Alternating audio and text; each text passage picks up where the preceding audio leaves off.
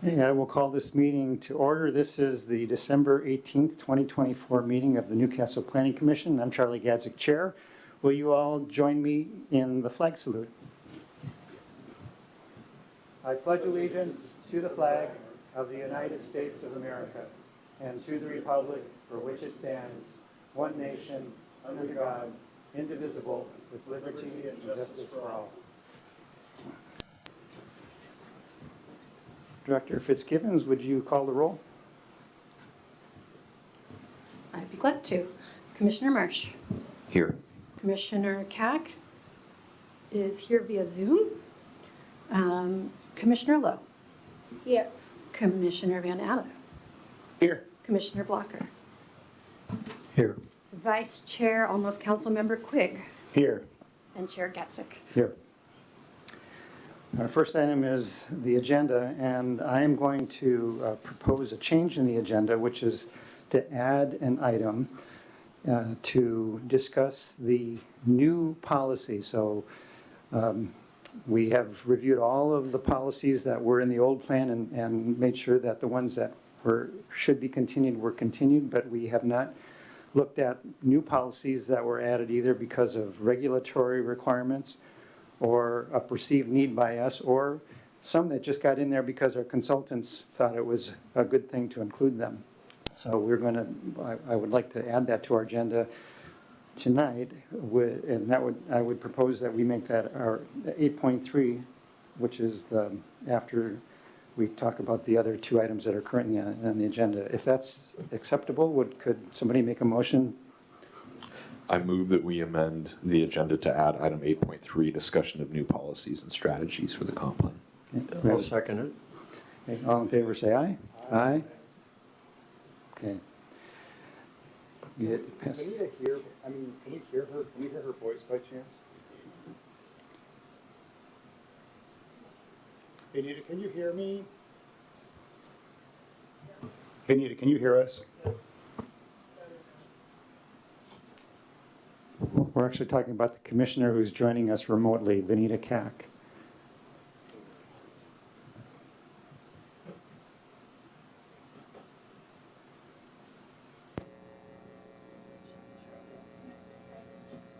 Anita, can you try one more time to say anything?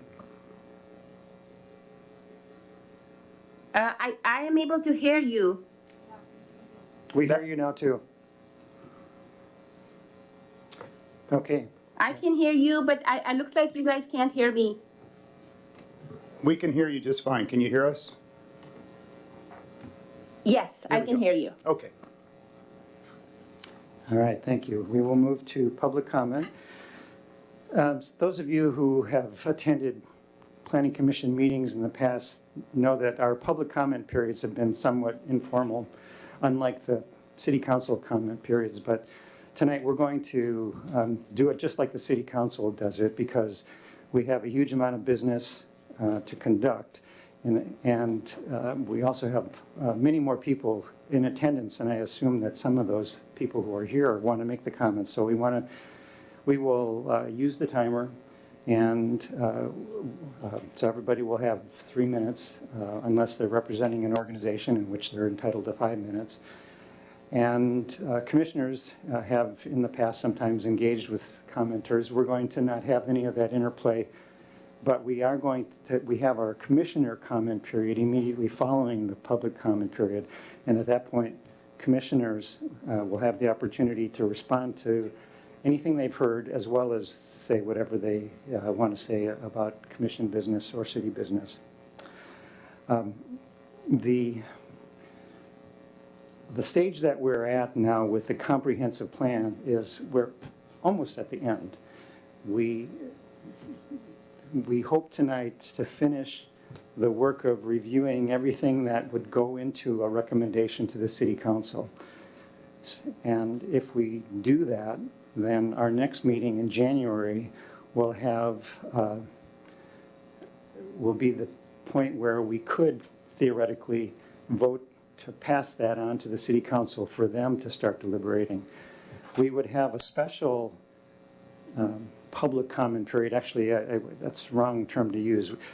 at that meeting, we would schedule something like an open house beforehand so that more people could participate, and it would be a more informal thing where there could be actual conversation between residents of Newcastle, between city staff, between commissioners. So that would happen in our January meeting, which it's the fourth Wednesday, date escapes me right now, if we get through our business tonight. So, and that's also another time when the commission could take an action to change whatever happens tonight. So if we vote to forward a recommendation to the city council, then they begin deliberating. And while we hope that they pay special attention to what we're recommending, it's a clean sheet of paper. It's theoretically a clean sheet of paper for them. They look at this from a different perspective than we do because they are our elected officials. They are accountable to our citizens for this plan. So we hope that we are giving them something that they feel is worth considering. But if there's an issue that is unresolved or an issue upon which the council has a different opinion than the commission, they can change it. The public opinion can change it. So this is a step in the process, but there's still more to go. And with that as an introduction, we have people who have signed up for public comment. Did you have that list, Aaron? Or is...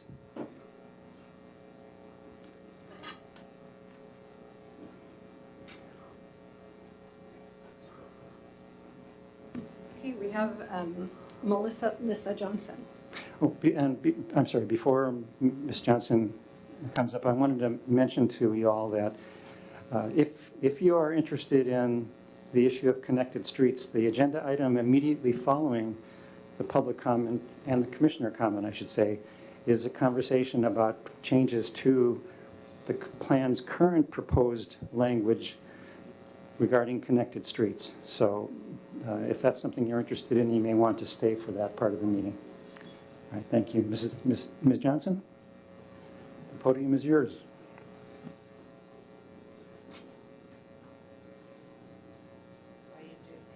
Just hit the microphone button. Hello, I'm Melissa or Lissa Johnson. I'm shocked how many people are here because I have asked a slew of more people to come, and they couldn't come because of work conflicts or surgeries or being in the hospital or taking care of their parent in hospice. So I'm hopefully we're all on the same side, put it that way. Anyway, okay, so I'm a resident of Newcastle. I reside in Winfield Ridge. As Chair Gadzik said, and to further, it's my understanding that in reviewing the agenda for tonight's meeting, you guys will be discussing the connected street verbiage in the comprehensive plan. The verbiage changes were attached to the agenda I found online, and I can wholeheartedly tell you I'm in support of the changes. I can further let you know I am appalled with the current language. Within a community, there is one thing for certain that brings people together, and that is children. By eliminating cul-de-sacs, you eliminate the most natural and basic playground a child has. Think about that, please. Before having kids, my husband and I didn't really know our neighbors. After, we met our neighbors while out for walks with our kids, and eventually by basically living in our cul-de-sac, as they learned to ride push carts, scooters, bikes, play soccer and basketball, we found community in our neighborhood. Had we lived on a through street, this would have been impossible. Cul-de-sacs and dead ends allow the family unit to thrive. Kids can be out front while parents are washing their car or doing yard work. Throw in a through street and kids get put inside in front of the television as a no-cost babysitter while the parents are outside or in other places of the house taking care of the family assets. We all know that television and video games are not what our children need. Our children our next generation, the next generation of Newcastle. They need to be outside playing in the sun, playing in the rain, and playing in the snow, throwing a through street, and this is just not possible. I saw online that a benefit of a through street is to reduce the carbon footprint created by traffic. However, society as a whole is moving towards electric vehicles. With that being said, I believe this to be a moot point. As a society, we can move towards electric vehicles, but we cannot retroactively put in a cul-de-sac where a through street now resides. As I stated before, I am a resident in Newcastle. I represent the people who live here. I have spoken in regards to through streets to so many of my friends who live throughout the city. We are all in agreement. We want a place where families can thrive, where our next generation is outdoor playing with friends face to face and not online via a headset. Connect neighborhoods with bike trails and hiking trails, but not by streets. There's no need for streets. I'm begging you to listen to the residents of Newcastle. Thank you. Thank you, Ms. Johnson. And I'm gonna get my sick kids out. So bye, thank you guys all for what you do for our city, and Thank you. we're gonna keep helping. Bye, sick kids. Okay, we have Jeff Johnson. Go outside and play. All right, well, I'm not as organized as my wife. I did look at the agenda. I do like the additional comments put into, the connected roads is kind of our main deal.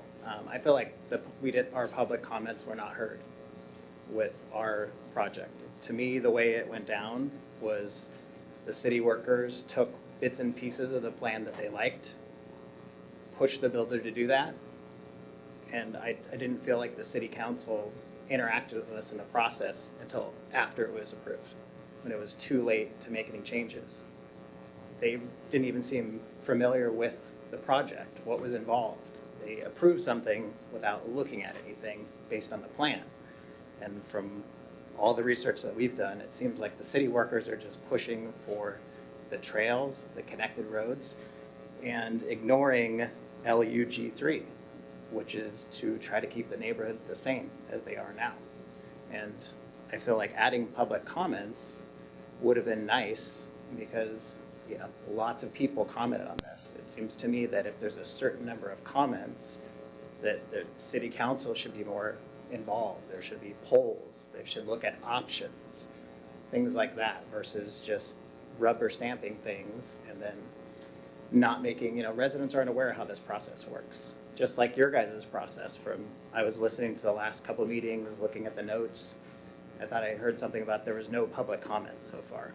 Like, how do people know this is happening? I didn't get anything in the mail. I didn't see anything on Facebook. Nobody emailed me. How does Newcastle know that you guys are working on this right now? It's a frustrating process to me. So, let's see if I have anything else in my notes here, because I kind of freestyled that. But I feel like with a certain number of public comments, our city is small enough. I don't think there's enough projects. Like, it'd be nice if somebody actually came out and looked. What are they trying to do? What does this look like now? What is it going to look like afterwards? I feel like we have lots of people with full-time jobs that have a limited amount of time to do this, and just some things I think are getting rubber stamped without really getting reviewed and thought of. So that's why I would encourage public comments for this point, and then I would hope and dream possibly that if you guys can make these types of changes, maybe the city council could entertain projects that aren't 100% complete and see if they can apply the new verbiage and, reconsider the public comments. So, there was also one thing I saw in there that one of the environmental agencies made a comment on the plan saying that you should, consider critical areas. We had a critical area within our Winfield Ridge. I feel like it was ignored. We brought it up time and time again. There's a fenced off area with steep slopes. There's signage. And I feel like we never got, I asked a specific question, what's the elevation change? It couldn't be more than 20 feet. I never got an answer. Thank you, guys. Thank you, Mr. Johnson. Thank you.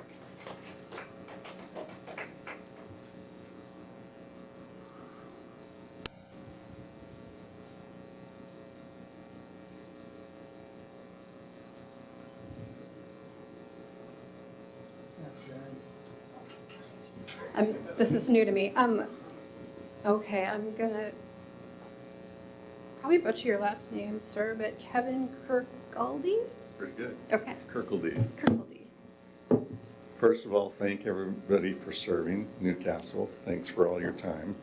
I was going to come up here with my notes and just talk about them, but this is timed for 2:30, so I think I'm going to read it mostly. If I get off track, I'm going to get cut off. I'm Kevin Kirkaldee. I live in Winfield Ridge. As a community member, I sent you all an email last week or two. Thank you for a couple responses I had. Tonight, I'd just like to highlight a few of those things that I mentioned. First is connecting streets. I'd like to request your help in preserving Newcastle's uniqueness. We're different than any town or city around us in that we're more a walking community. We're a community of dead-end streets, cul-de-sacs, and trails everywhere. I run on the trails. There are trails everywhere. Earlier today, I drove a couple of the new developments in our area, and what I didn't see was connected streets. What I did see was connected trails, and that made me very happy. So on our street in particular, we're concerned about the proposed connection of the streets. So I also drove that area too. I drove from the entrance to the lower street up to the entrance to our street, and it was 55 seconds. So it's hard to imagine by putting a through street, at whatever the cost, would save more than maybe 15 or 20 seconds. So it's hard to see the value in doing that. At the sacrifice of changing the character and uniqueness of Newcastle. There are trails down there already that are not fully developed. We just put a trail entrance there. We continue the theme of Newcastle as being a trail community. Second, I understand there are new laws regarding housing requirements. I'm a realtor, so I'm very familiar with the housing market in the greater Seattle area. I would urge that you follow the mandated changes without going beyond, because Newcastle, one thing we're not is a town, city of high rises and multifamily housing units with no setbacks, no yards, and no parking or scarce parking. That would change the uniqueness of Newcastle. People who live here put a premium on the quiet dead-end streets, cul-de-sacs, and the walkability. People in general all over Seattle put a premium on cul-de-sacs and walkability scores of their neighborhoods. I would like to ask you to please continue keeping Newcastle safe. We do a great job, not only by limiting the connecting roads and traffic, but also continued enforcement of the laws, including speeding and panhandling laws, help protect us and help us protect our kids from being at risk of potentially dangerous drivers and panhandlers. I believe, am I done? I believe as a community we are against the idea of nods. Is that what they're called? Nods? They seem fun. I think those are convenient and maybe fun for a while, but I think ultimately they increase traffic and increase the need for parking. And increasing traffic also seems to counter the idea of reducing our carbon footprints, as does our through road. It's hard for me to see how our carbon footprint and responsibility to the environment can be helped by adding more roads. And I think finally, I urge you to... Please wrap it up, though. Okay. I urge you to keep Newcastle unique and beautiful by investing in downtown, the aesthetics. I think we could be more of a stop in, stop by community than a commute community with speeding drivers down Coal Creek Parkway. Thanks for your time. Yep. Thank you. Kendra Simmons?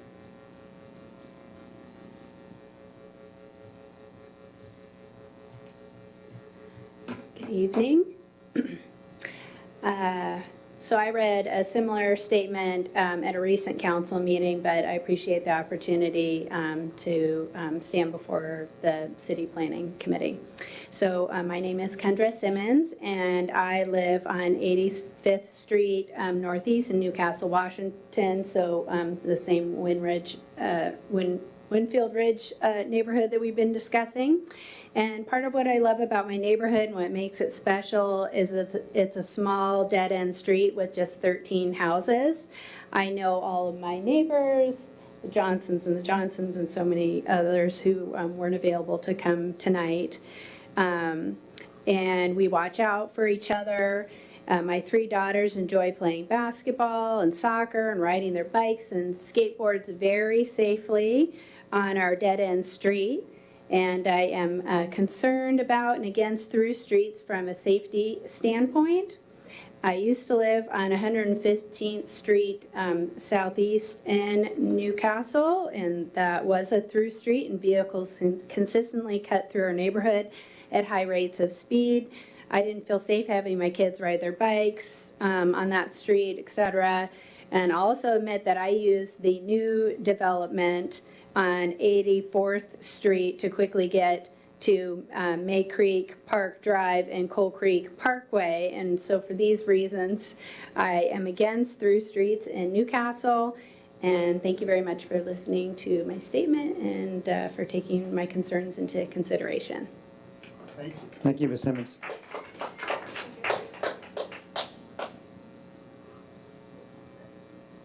Do we have anybody else signed up?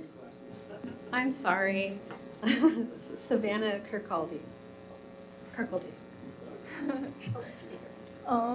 My name is Savannah Kirkcaldy, and I'm from the same neighborhood, Winfield Ridge.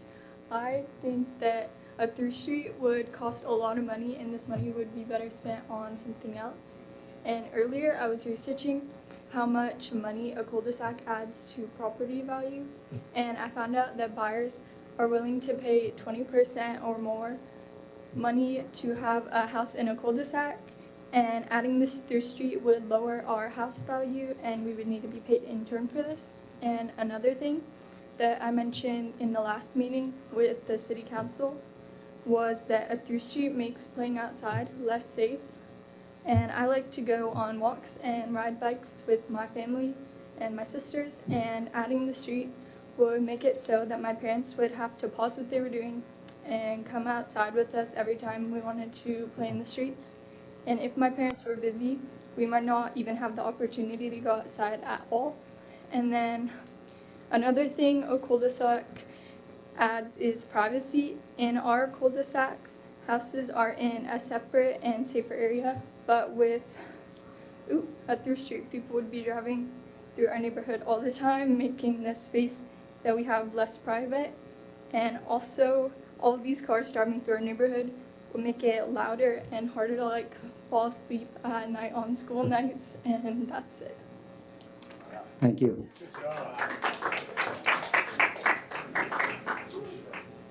And we have Adeline Kirkcaldy. I made it. My name is Adeline Kirkcaldy, and I live on Winfield Ridge. I don't like the idea of the through street, and in our old neighborhood we couldn't go outside without a grown-up because sometimes they needed to do some work. Also, it would take away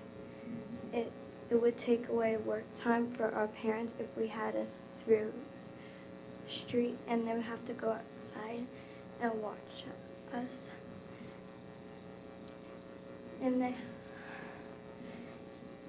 it won't allow us to go outside and play with others, neighbors, and friends. Thank you. Thank you, Adeline. Sharon Pfister? Did I say that right? Oh. Are you Roxanna Marchin? Okay. Hello. Thanks for inviting us to share our comments. I live in the White Hawk development, which is on the other end of the neighborhood that's been previously expressed. I agree with the proposed changes to the wording that are being currently proposed later in the meeting. My concern is not only in addition to the family concern that they expressed, but from a safety and security. We live in the very last lot that is currently considered Newcastle, and we have had people driving through our neighborhood, I've lived there for 25, 28 years, until we had no through street signs put in, we had people zooming into our neighborhood trying to find a way to get up to 116th. When those signs were put in, that stopped.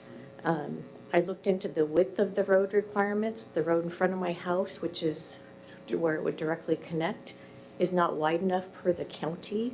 There are not sidewalks on either side, or on both sides of the street. So again, for people to be outside utilizing that space, it's a safety concern. We've talked about the elevation. All of our homes have sprinklers in them because of the concern of getting fire trucks up there.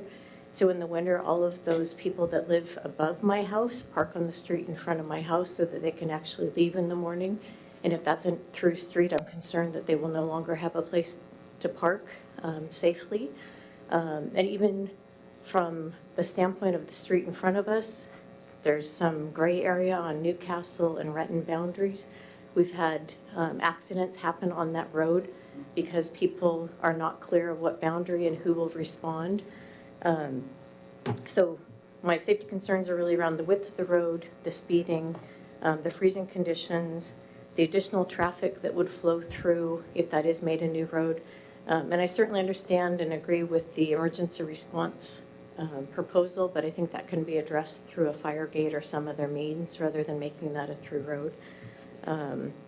As well as the garbage trucks and utility services that are through there. So really appreciate you taking the attention to listen to our concerns because like many of the others, I've lived here for a very long time. We really enjoy Newcastle and would like it to stay the small community it is. Thank you. Sharon. We're up to Mark now. Sharon's gonna And go after Sharon's us. going to go after Mark. So, good evening, folks. My name is Mark Shin, and like Roxanne had said, we've lived in the White Hawk neighborhood for 28 years. And a big part of that 28 years, I've had my small business based out of what was the mailbox center, now UPS store. That was my corporate world headquarters for my little rep business. So I would make 3 to 5 trips from our home up to everything from Safeway to the dry cleaners when people were still wearing suits and stuff. and so I would make that trip regularly. And my normal route would be to go down to May Creek Road that comes down the road, come up to 116th and come up here, which, you know, I still continue to do. I've also looked at the neighborhood over the years. Roxanne had mentioned the road in front of us, which is Monterey Place that connects to, I think it's called May Creek. We're right at 86 right there. I've called 911 because I witnessed an accident there, and the first question to me right across the street from our home where the accident was, well, where is this? And I gave them the exact address. Well, is it Renton or Newcastle? And I really don't know if people really know who is in charge of that road, just there. Now, that's not part of our discussion here, but I would tell you, that's a place that needs a speed trap. That's 30 down to 25. Even the bicyclists are doing like 50 coming down that hill. We can snicker all we want, but I hate to see one with their brains all over a sidewalk. So I've seen also the Newcastle Commons, when that was built out, and the connector that goes across Coal Creek that turns into, I think it's Southeast 66. We've had a fatality there a few years ago. And we all live in a connected world. Everybody turns on Waze. That's the way. Waze takes you from Coal Creek if you're going to get down to like the middle school and so on down here. So I'll just, part of what we're talking about is, I think the hundreds of homes up Lake Washington Ridge and others are going to get on their phone and Waze is going to tell them to go through our neighborhood because you're going to save that 15 seconds rather than going down end of 116th and coming down May Creek. It's a part of the reality, folks. If we don't put at least speed bumps or a cul-de-sac in there, it's what people are going to do. We can sign all we want, but they're going to look at their phones or look at their connected device in their car. Once again, a lot of great comments here. We all want to make it a safe neighborhood. We want to continue to stay here. I'm proud to be a Newcastle resident. I appreciate all that you guys do, and I hope you make the right decisions. Thank you. Thank you, Mark. Sharon Pfister. Hi, I'm Sharon Pfister, and I live right across the street from Mark and Roxanne, right at the end of the proposed road going through. And I just want to say, I agree with everything they told you, and I don't want the road to go through. I'm right at the end there, so a cul-de-sac would be nice. A fire gate or whatever kind of came up would be my second choice. And I just, again, want to express my concerns of a road going through and what that would mean to the neighborhood as it is right now. So, thank you.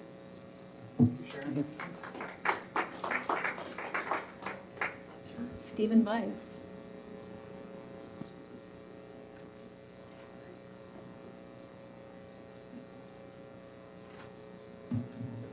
Hello. This is probably going to be a little more awkward for me because while I am on your side about road safety and making sure our kids are safe, I feel that my comments will probably come off as the opposite of what you want in terms of road connectivity. This is not about your project in particular, but just general comments towards the comprehensive plan. In reviewing the comments from Puget Sound Regional Council and WashDOT, I found their critiques of Newcastle's multimodal transit lacking because our options are lacking. We have an amazing trail network, but it and a majority of our non-motorized transit options are really for recreation use only. We need to emphasize plans that will get our residents and those in the surrounding region to significantly reduce their car usage for commuting to work, driving to stores, and going to the library or coming to City Hall. We currently don't have a system that we are in, and we are in severe need of it if we want to truly reduce cars for our roads and limit our impacts on climate change. We are a small city, but we are thinly spread out and made up a nest of cul-de-sacs that not only greatly hinders alternative modes of transit, but heavily promotes car usage to do the most basic tasks. It also creates an undue burden on those who don't have access to that single mode of transportation, such as our children, our elderly, and our disabled residents. Additionally, from a pure number standpoint, there are an estimated 9,000 adults in Newcastle, and we have created an environment that forces them and anyone who grows up here and anyone who moves here to own a car. This is an unsustainable growth model for our city and our region. If we as a city are serious about taking traffic and public safety, traffic congestion, as well as pollution it produces, then we need to seriously rethink the status quo of how we have been developing the city. This means rezoning to allow for walk sheds of mixed-use commercial spaces, especially grocery stores, as well as building the density of housing that it takes to support new and existing businesses. Reworking our existing trails and developing new trails to actually lead to those commercial spaces while avoiding a majority of car traffic. We also need to be pushing for the county for more public transit options that cover more than just a small chunk of Coal Creek and Newcastle Way, as well as promoting those services to our residents as their usage will emphasize the need for more public transit. I know change is scary, but the current way of doing things isn't working. Our city is financially broke, and the cost of living is insanely high for all households. Doing more of the same is not going to help the situation, but if we actually take bold actions, we can work to fix it. Newcastle might be small, but in my eyes, that gives us a real fighting chance to make meaningful change and make it a truly remarkable city. So, thank you. Thank you, Mr. Vines. Dan Johnson.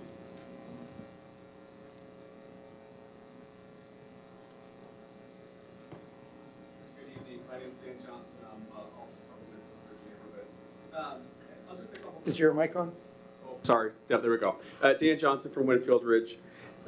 Just a couple of comments. I mean, echoing what everyone else has said. First of all, I would like to say that these past 2 years, learning more about what the Planning Commission does and how that feeds in the City Council and what the City Council does, it's been eye-opening. I didn't know about that.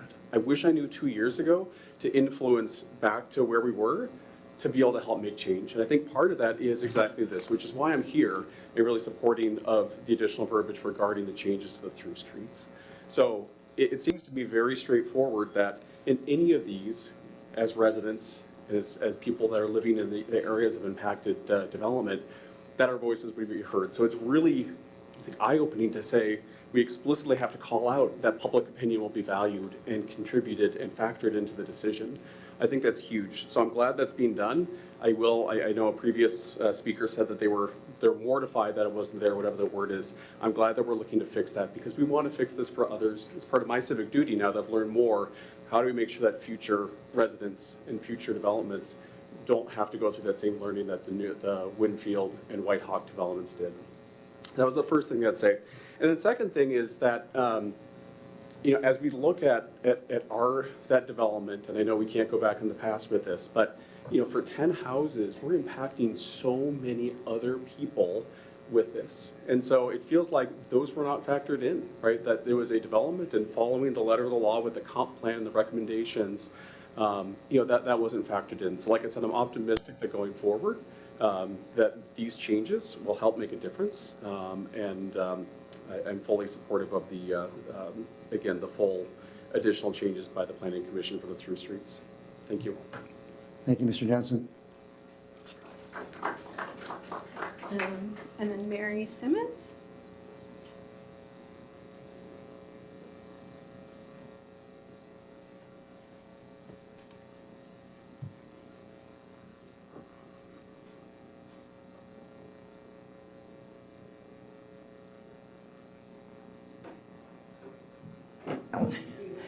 Hi, my name is Mary Simmons, and I appreciate this opportunity to voice my concerns about the 2035 plan. I'm opposed to the language of the plan, which seems to prioritize connectivity of streets versus people. My family is multi-generational. We have a 20-year history on 85th Street. And I've lived in Newcastle for the past 7 years. I really love Newcastle. I love the community. I love the, all the events and all the, everybody looking out for everybody. And to have that kind of community this close to what I consider the major chaos of King County, it's really, really special and very gratifying. So I would like to just reiterate what everyone else has said, that I agree that, there's going to be development, there's going to be progress, but there's a way to do it, and we have a choice. And the choice is being made, not from the top down, but from the bottom up, hopefully, that people, will consider the impact, the environmental, the traffic, the safety, the values of our community that will be affected by this 50-house development right next to my home. Thank you. Thank you.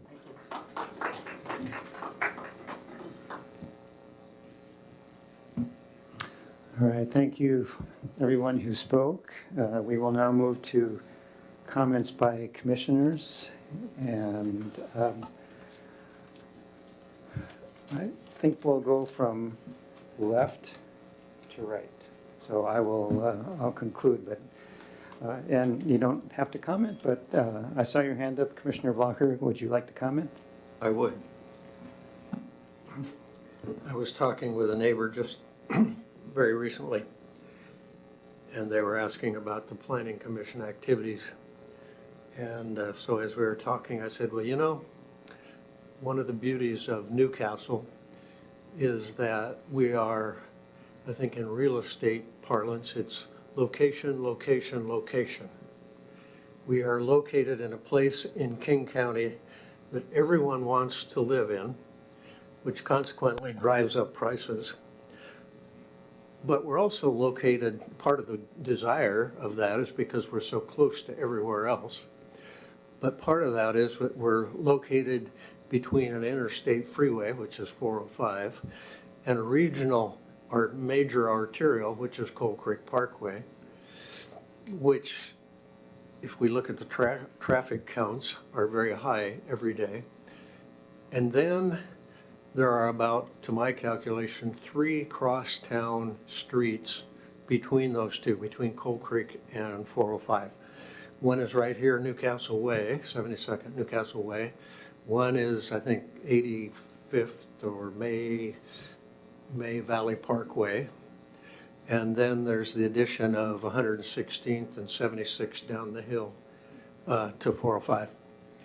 And so twice a day, we have this flow of traffic coming from clear south in King County and et cetera. We all know the drill.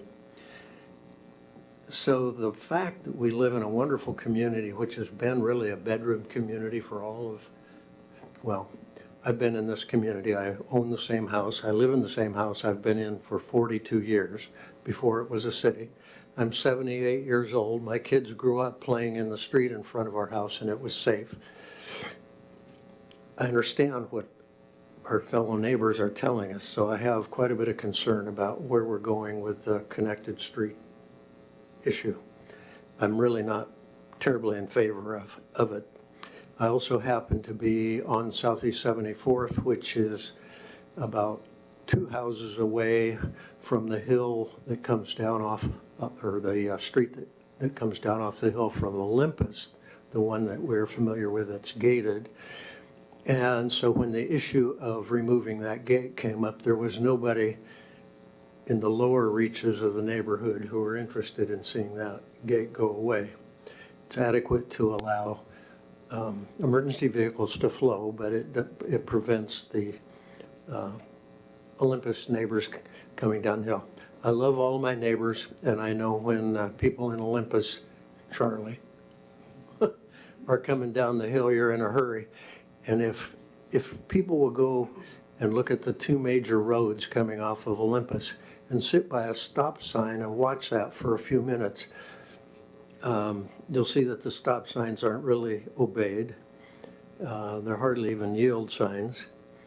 So I'm kind of also, when we get to the discussion a little later, Charlie, I'm not impressed that traffic calming actually is successful with what we want to do to maintain actual safe neighborhoods where children do play in the streets like mine did 30 and 40 years ago. So I appreciate the people who have come and spoken up tonight. And I think as we get into the discussion a little further, I'll also have a little bit more to say. Thank you. Commissioner Vanatta, and then I will give Vanita a heads up that after Commissioner Vanatta, we'll go to Vanita if you've got something to say, and then we'll go to Commissioner Lowe. I'll try to keep this short, but thank you all for coming out and commenting. It's very much appreciated.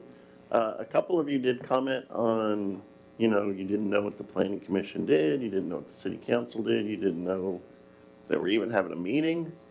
That has been a long-standing problem. I know the City Council has that problem, we have that problem.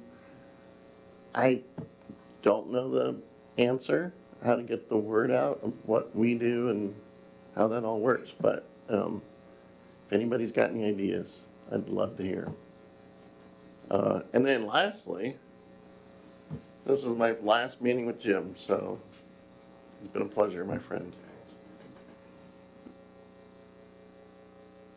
Commissioner Kack, would you like to comment? I just would like to echo Commissioner Blocker's statements, about, we've been listening to the impassioned plea from all the residents about the connected streets and how they're opposed to it and how it's going to change their lives. So I'm just hoping that we'll have further discussion on it. I would like to hear a little bit more, and that's about it. And congratulations to Jim on the new council membership position. Thank you. Commissioner Lowe.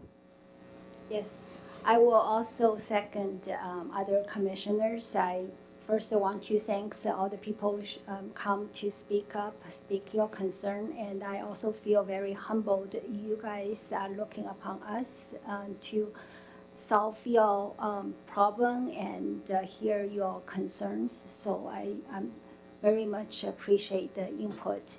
And I also echo what Mr. Johnson mentioned in terms of the public comment. People did not really get aware of there's a public comment on our plan, and I also appreciate folks send the email to us, especially Kevin's very thoughtful email. I'm glad Chair Gazik will lead the discussion to review the public comments tonight. Thank you. Commissioner Marsh? I'll try and stay brief. First of all, thank you, everybody who's come out tonight and has provided comments, and also folks who have provided emails and provided us their thoughts. It means a lot to us. We're not a particularly sexy organization, so we don't get a lot of public input, even when we do have opportunities in the public at events.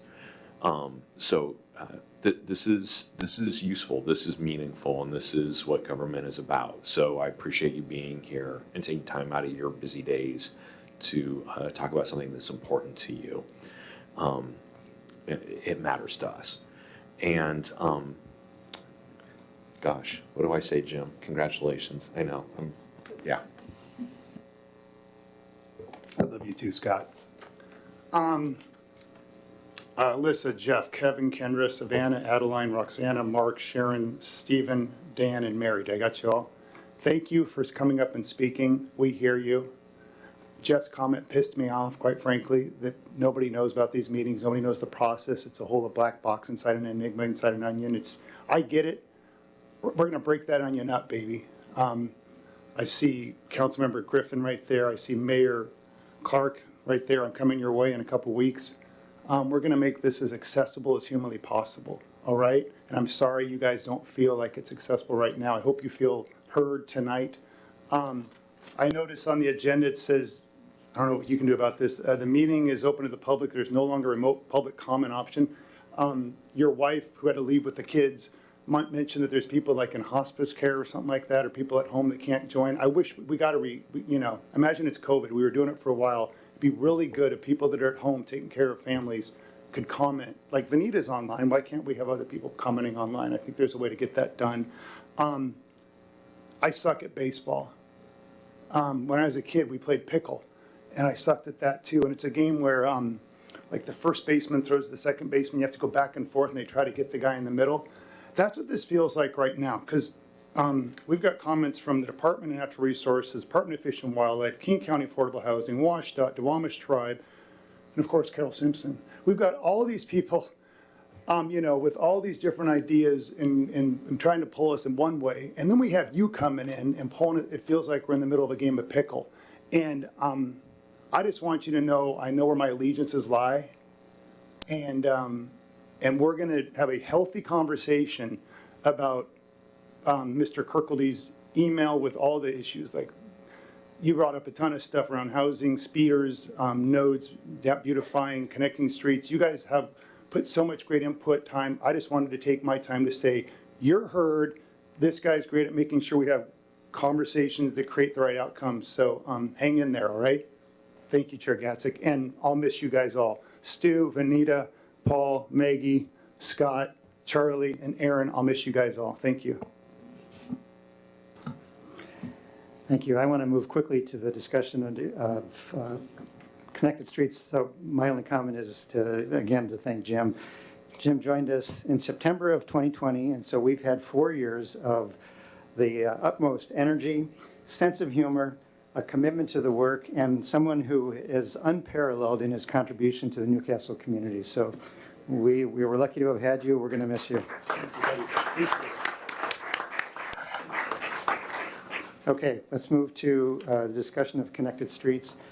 Why are we talking about this now? We actually started talking about it this summer, before the recent controversy hit the fan. And the reason we started talking about it was because Mayor Clark had a concern about connected streets. And he's been paying very close attention to this whole process, and he raised that as an issue. So we talked about it, and we made the baby steps toward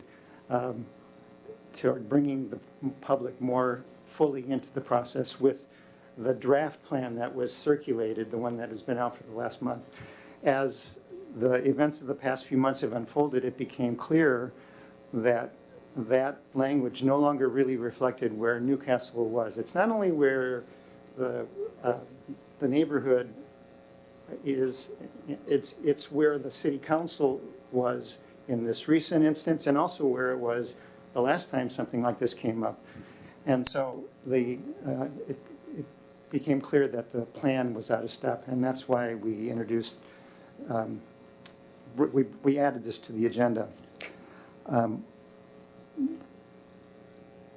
I want to be realistic about what this means, though, because the comprehensive plan, even though it's a very fancy sounding name, it doesn't necessarily make things happen the way you'd like them to happen. It's really a vision statement in many ways. It does give direction that does make a difference. But there are a lot of other things that go into the equation about whether or not a street is connected, for example. The rights of the property owner of the area that's being developed. Those are things that are very real, and the city can't abrogate those rights without it being a taking that the city has to pay for. And the cities don't have money for that. But the plan does influence the way the city staff looks at things and the recommendations that it makes, and it influences the decisions that the hearing examiner makes, because in our city, it isn't the city council that makes this call, it is a hearing examiner. It's supposed to be a non-political decision that is based on the law. So we hope that this changes things in the future, but it probably is not going to be the end of this kind of conversation. There are very real reasons to connect streets, and I'm not going to argue against this issue, but I do want to mention the supreme importance of emergency response. Before I lived in Newcastle, I lived in Bellevue off of Forest Drive. I lived in a cul-de-sac, and 3 blocks away was another cul-de-sac where a house caught fire. That house is 1 mile from the Lakemont Fire Station. It's a 2-minute drive, according to Google. That house burnt before the fire department can get there. And I saw the smoke from my house. I went down there. I saw the family and the mother of that house wailing unconsolably as she watched her house turn to ashes. Seconds count. And I think that if there are streets to be connected yet in Newcastle, it's important that that dimension is fully made known to the people who are living there, because even though it's a slim chance, it's a life-changing chance, a threat, I should say, that should be considered. And still, the wishes of the neighborhood should be considered. There are only 9 streets, including yours, that are on the city's map of streets that could possibly connected. Now, that's a comprehensive plan map. That doesn't mean that it's only going to be 9. It means that there's 9 on the radar now. It doesn't mean those will be connected one day. It just means they're on the radar, and that's a way of alerting people that if you live on that street, have realistic expectations about what could happen there. But in those 9 streets, 8 maybe now, maybe this language will have a difference in the future.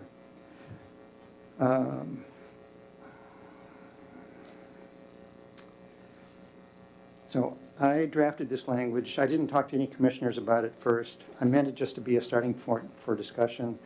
And I believe that, well, let me just say a couple things about, there's 3 policies where we have language. One of them generally applies to new subdivisions and the connections between new subdivisions rather than existing subdivisions. The other 2 can impact existing subdivisions, and in both cases, the new wording explicitly lists neighborhood preferences as a factor to be considered.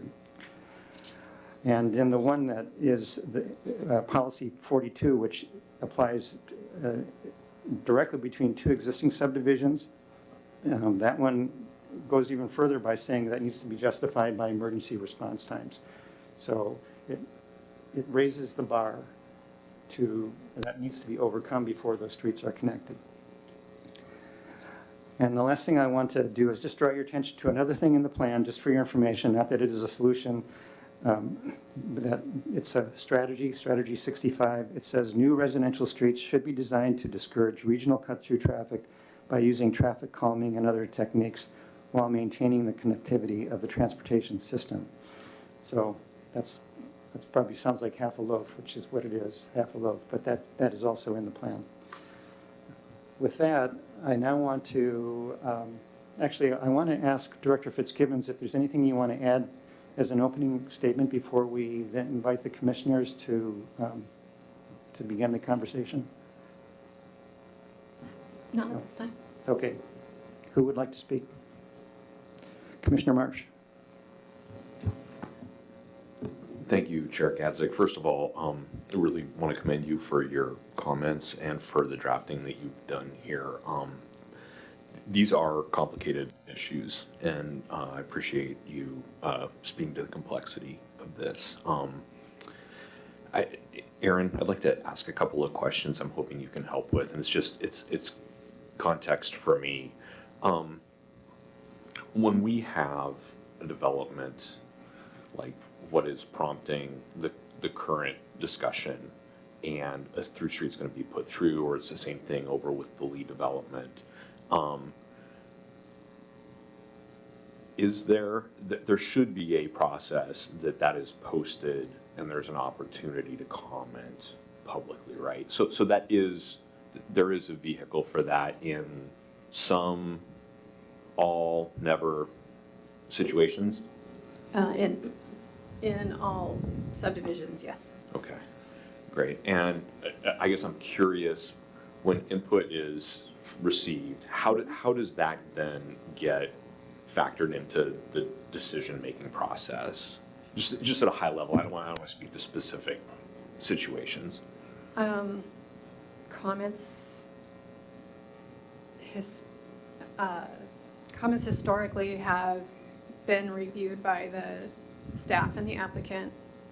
Comments, response letters are issued. Depending on the project, if there's some need, staff will discuss potential changes the developer could make, but ultimately it's up to the developer whether or not they make changes if they meet the letter of the law. Great, thank you. No, that's helpful context for me. I just wanted to understand more broadly how,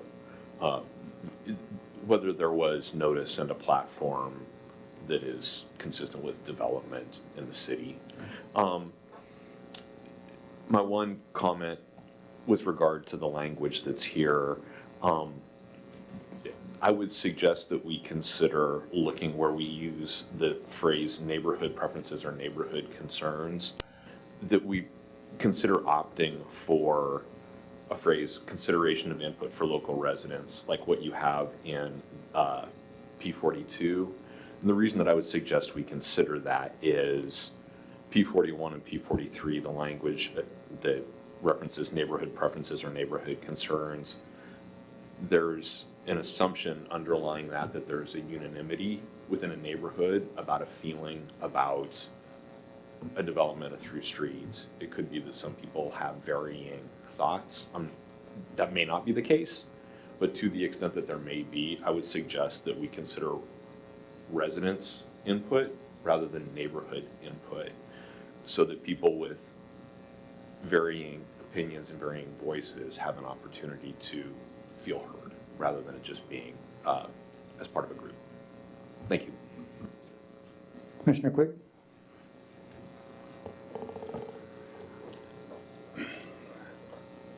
If you're not a big fan of connected streets, raise your hand. If you're a fan of connected streets, raise your hand. There you go. That's all I needed. This isn't even a 90-10 issue in this city. We had an issue with food trucks pop up, and we were trying to split the baby. That's a terrible phrase, by the way. Split the baby. We kept on trying to find and eventually we came up with an exclusion zone and hours, and it just basically killed the idea, because we went out to the public and said, what do you think? And it was COVID was kind of hanging over our heads, and the businesses were all having a tough time, and we were looking at opening up trucks in front of, our local businesses, and it would have crushed them. So we decided basically to put the issue to bed. Let's put an Encyclopedia Britannica in every house. Well, we have the internet. No, but they'll use the I feel like we're not looking at times, how they've changed. like, I don't know who it was, one of you guys talked about Waze. Mark, is that your name? Waze, I'm the same guy.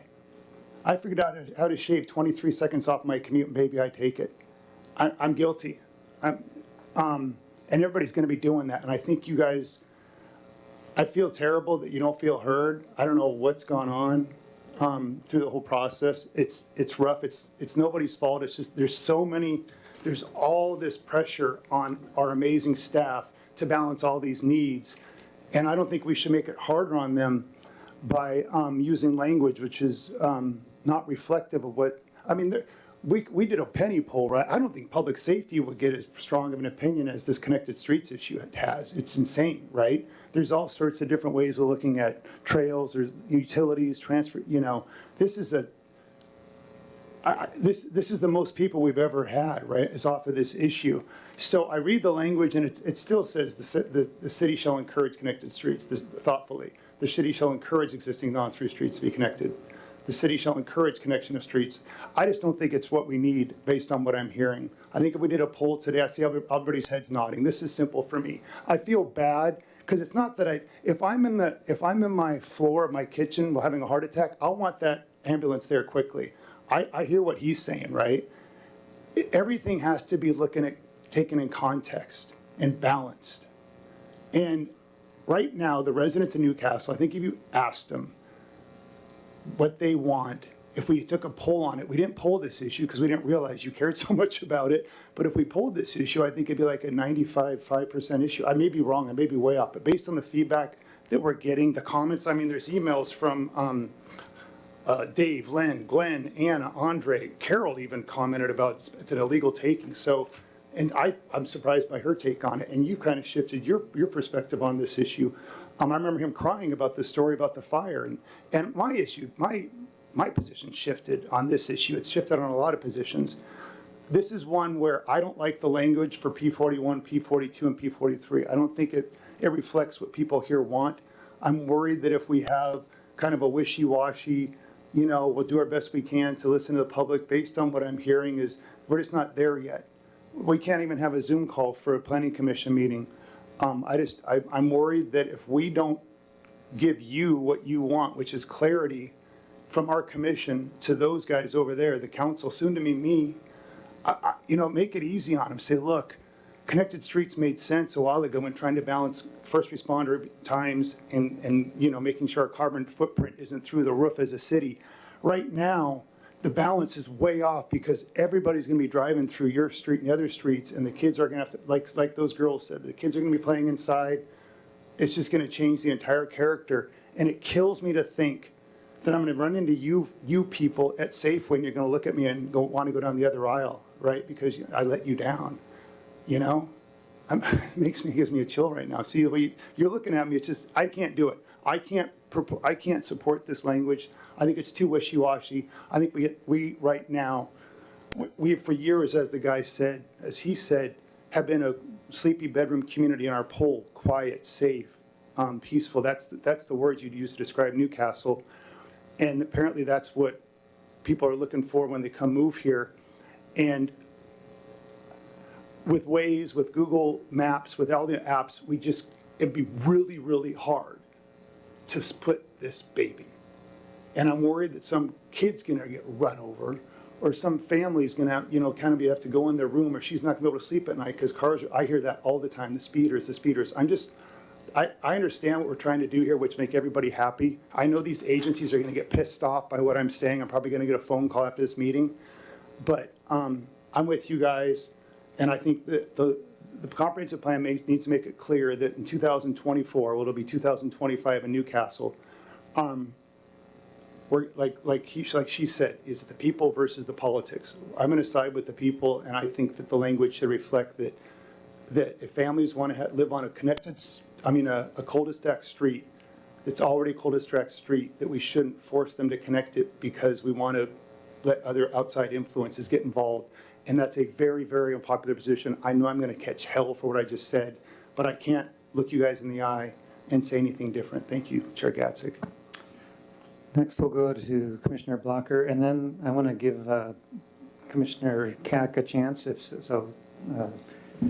Anita, get yourself ready if you want to make a comment after Commissioner Blocker.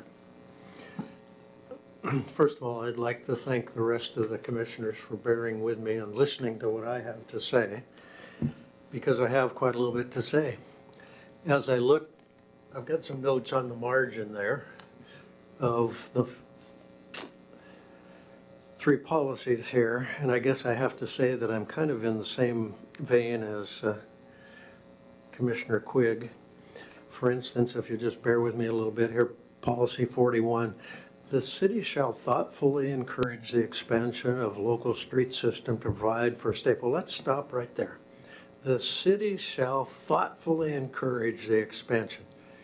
What does thoughtfully encourage the expansion mean? Who's thinking? I think it'd be thoughtful if we didn't connect all streets. I think that we have, I already said that we have three kind of principal cross-town semi-arterials during work commute times between the other major arterials that we have. So I don't think thoughtfully conveys anything except wishy-washy.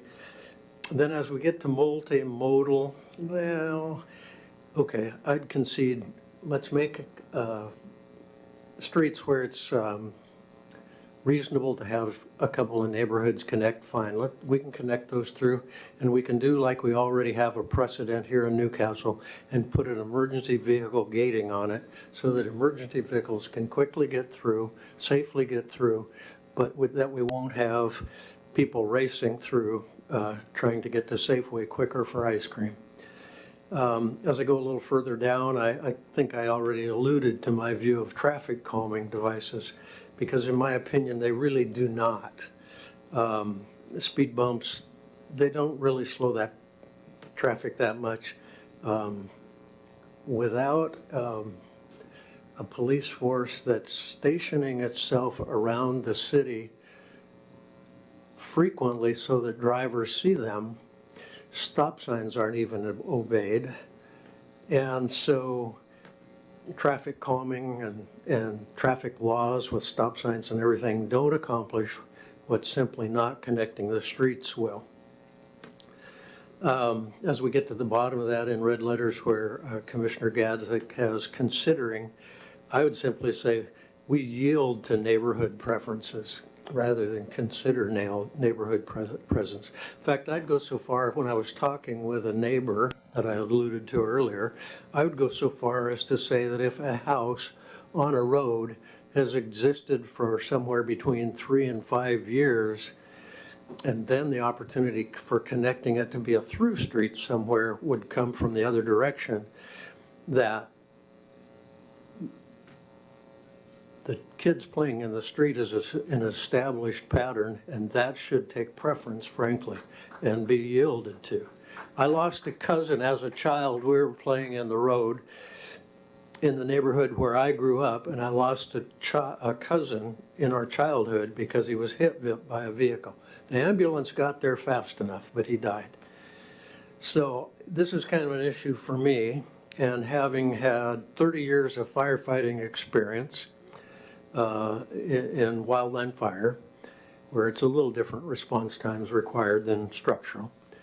I think that the emergency vehicles get there generally in sufficient time. You just can't be there instantaneously. So if you want me to cut it off with this policy, I will, because I got comments on the other two as we get further down. When you say this policy, are you talking about these three, or are you talking about? Well, I was talking about 41 right there, and I can go right on to 42 and 3 if you'd like. Why don't you stay with it? Yeah, Okay. one of the other two. Yeah, in 42 then, it says the city shall encourage existing non-through streets to be linked together. Then you added, where needed to improve emergency response times and in consideration of input from local residents. I think that one's okay, but only with the gating for the emergency vehicles. So we can connect them through, but it should be emergency vehicle gating like we have the precedent in the city already. For policy 43, the city shall encourage the connection of streets and subdivisions and street improvement proposals where doing so will improve emergency response times, improve traffic safety, and address neighborhood concerns. I would say only if neighborhood concerns are fully incorporated, actually. And then the additional sentence, the use of cul-de-sacs, dead-end streets, and so on and so forth, I would just simply strike that. Now, to the extent that we have to comply with county and state law, fine, we need to do that at a minimum. But I don't think we need to go beyond the minimum. And my heart's with all of my neighbors here. Thank you. Commissioner Kack, would you like to comment? Thank you, Chair. I'll be brief. I would like to thank all the residents who have attended these meetings, this meeting today, and who've written in the past, long emails. I mean, it's really vivid details. I can see how much, how passionate, how strongly they feel about the connected streets. And since, this is a priority for them, they do not want those connected streets. And it's just, I'm supportive, whatever we can do to address that.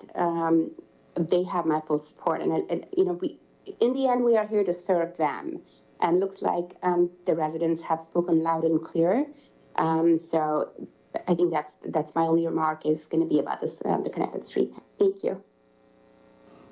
Other commissioners? I'll go. Commissioner Vanetta. Couple thoughts. Where do I start? To me, I don't love the new language because I don't know what it means. When you say considering neighborhood preferences, it's too vague. And on the other extreme, saying like yielding to neighborhood preferences is too one-sided, right? Oftentimes this is a complicated issue and there's maybe the bigger picture and the neighborhood residents don't see the big picture. So there might be a very good reason to put in a street. But to me, what I think this uncovers is, connected streets are the hot topic right now. Next year it could be something else in the comp plan based on the middle housing rules or something. And to me, I feel like it's more uncovering just the process of how a piece of property gets developed and approved. There was a property that got developed near me. I went to the hearing examiner. My issue was about parking. I didn't think they were providing enough parking. And I gave my comment and the project got approved. I felt like I didn't get heard. And I feel like also when you get to the point where you're at the hearing examiner part of the project, it's almost too late. Like it's almost like it's a lot of money has been spent. They've done all their SEPA reviews. It almost seems like the ship sailed. I'd be interested to see how many projects get overturned at the hearing examiner stage. So I'm in favor of definitely listening to neighborhoods. I just don't know if it's just interconnected streets and how we make their input heard, I guess, and what that process is. Commissioner Lowe? Yes.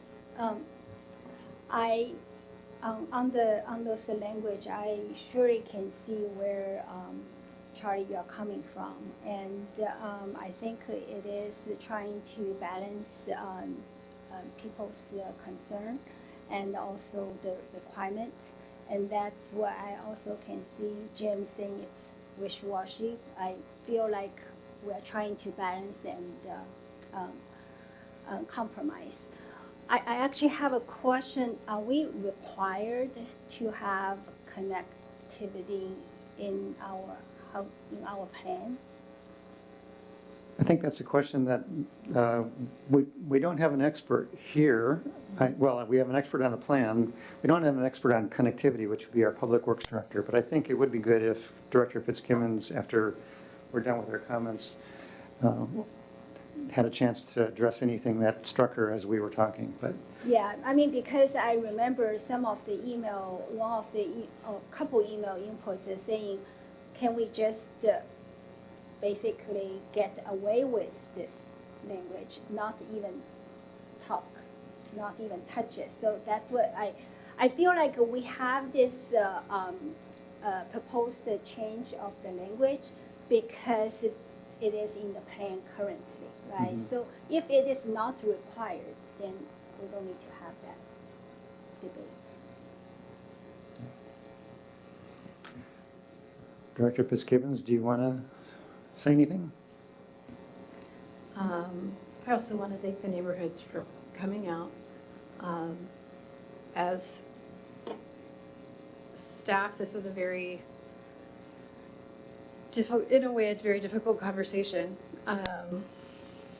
because our job is to look out for the health and safety of people. We have to listen to the developers' rights. They have land use rights and property development rights as well, and we have, of course, laws that have been set for us.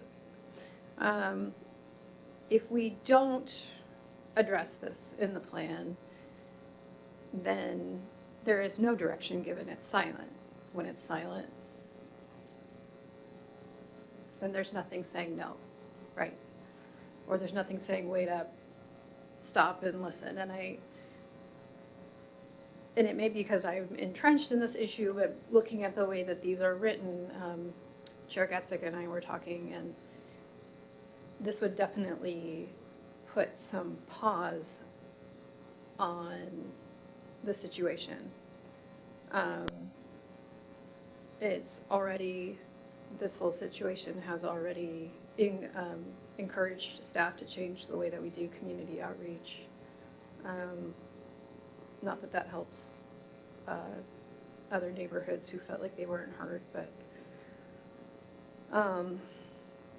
so I guess not having connectivity or saying no connectivity could be an issue. I mean, even a fire gate slows people down, right?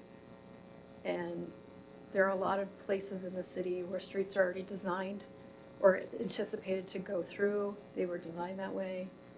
And so to say no more connected streets,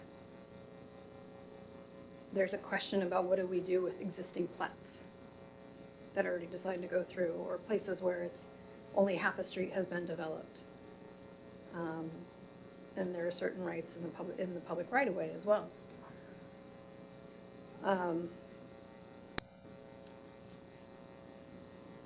And to Jim's point, splitting the baby is a difficult thing to do here.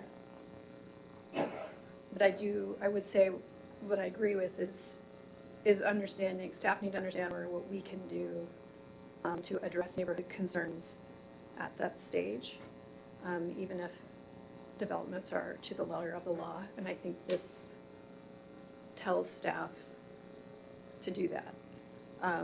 It doesn't have to be exactly these words, but I think it's going in that direction. And if that's the direction that the commission would like to take this, then I think this is pretty good for that.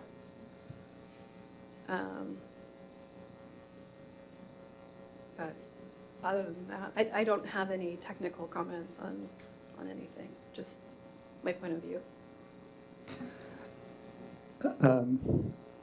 I'll get back to you, Commissioner Blocker. What I'm hearing is that you think this language can be improved and it doesn't go far enough.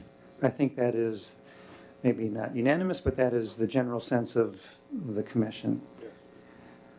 I have a suggestion for you to consider. It doesn't throw it splits the baby, but doesn't throw the baby out with the bathwater. I think we have three policies here that they all sound very similar, and I think there's too many for one thing. Mm-hmm. So, what do you think about? Well, listen to the whole thing. Eliminating P41, keeping P42 pretty much as it is, because it says that the streets should be linked together where needed to improve emergency response times. And we can do something about it in consideration of input. And I would say, let's just say, and addresses input from, maybe that's a little stronger, addresses the input from local residents. So P41 goes away, P42 has some small change to it. P43 would, if we were to strike the whole second half, the part after the red, so we take away the presumption of encouraging those, but we leave, it's not encouraging. We take away the statement that those things should be minimized, but we encourage the connection of streets where doing so will improve emergency response times, improve traffic safety, and address the concerns of local residents. So it doesn't make it, it's not yielding to one consideration, like Commissioner Addo was concerned about. It says, look at the big picture. Let's pay attention to what the local residents want. But let's back away from the more blanket endorsement of connected streets. Commissioner Blocker. Well, first of all, let me just say in defense of Solomon, he wasn't actually considering splitting the baby. He was trying to identify the rightful biological mother so that she could have the baby back. So the phraseology hasn't quite got used right here tonight. So that behind us. Charlie, excuse me, Chair Gadd, thank you for all your work in the last year and a half, 2 years. I appreciate that, I really do. And you're good, and you've worked diligently to come up with wording for various policies along the way. And here I am, I come in the 12th hour and I'm shooting off my mouth. But even with what you just proposed, and I like the notion that you tried to come up with something, it still portrays to me too little actual control for established residents on streets. Because streets have been established for a while and there are houses on them, 3 houses, 5 houses, 11 houses, whatever. They get to know their neighbors, they play together. Traffic comes to those houses and leaves. It doesn't go through, there's not. As soon as that dynamic changes and the traffic starts flowing through, it's a whole different ballgame. And so I think what we need to do is build in some higher level of assurance to residents in those streets, those situations, that they just don't come in and say their piece and get nothing for it, but they actually get something for it. And I don't exactly know how we word that, but there has to be a little bit more assurance to the existing residents that they'll have a chance to defend the neighborhood that they have. Thank you. Commissioner Marsh. Oh, sorry. And then Commissioner Quigg. So, I guess I'm envisioning a scenario where if I buy a parcel of land in 2010 and somebody buys an adjacent parcel of land and develops it in 2015, and people move in, and I bought my land in 2010 with the intention of developing it down the road based on plats that had been established, and I fully intended to put through a road as was allowed when I purchased the land in 2010. And there is an inability for me to do that because there is not just a consideration for different perspectives on this, but an ability for folks who actually moved there after I purchased that land to block my ability to use my land. I'm probably suing the city and getting a judgment against the city for a diminution of value of my land. And I think that what we're talking about when we talk about some of these very black and white responses to some of these issues is that they're not recognizing that there are different factors and different fact patterns. And I think what we're trying to do here is address not just the situation which is in front of us, which I'm sympathetic for. If you've heard other meetings recently where we've talked about this issue. This is happening in my neighborhood on the other side of town. Okay, so I'm not unsympathetic, but it's complicated. And I think the more we try and paint this as black and white, the more we're setting traps for the city down the road to be embroiled in litigation, quite frankly. It's going to cost the taxpayers dollars. And I think you're inviting new problems by taking that kind of an approach. I like your language. I like your compromise. And I think that we're flirting with something dangerous if we take an approach where we're going to say an existing resident, particularly where you might have different residents, different landowners with different perspectives on a through street. But if you're going to let one person block another person's use of their land, I think you're going to run into problems. Commissioner Quick? I say bring it on. Two issues. Nobody in this room, as near as I could tell, based on my very scientific poll, supports connecting the streets. What I'm seeing in these faces is frustration. And what I'm hearing in the emails and all the comments and in the tears. I mean, I remember showing my wife the video of one of the meetings where the kids, and I was crying listening to the kids. I'm literally, my wife's like, what are you crying about? I'm listening to these moms cry because their kids can't play in the streets. And they're worried their kid's going to get run. We're talking about two issues, right? We have we have a vast majority of our population saying, please don't connect our streets. I mean, if there's a new development, new street, go for it. But if there's people that are growing up on these streets, want their kids to be able to play on these streets, and they're literally brought their kids here on a school night to tell us this. And so what's the balance? What's the balance? Health and safety. Well, Jim, the ambulances and the fire trucks are going to get there a little slower. That's the balance. That's the question. If your grandma was having a heart attack and she died because the truck got there 2 minutes later, are you willing to make that bet? That's what we're doing right now, is trying to figure that out. That's not an easy question. If it was my mom, I'd say, blow up all those dead end streets and let's connect them all. So save my grandma.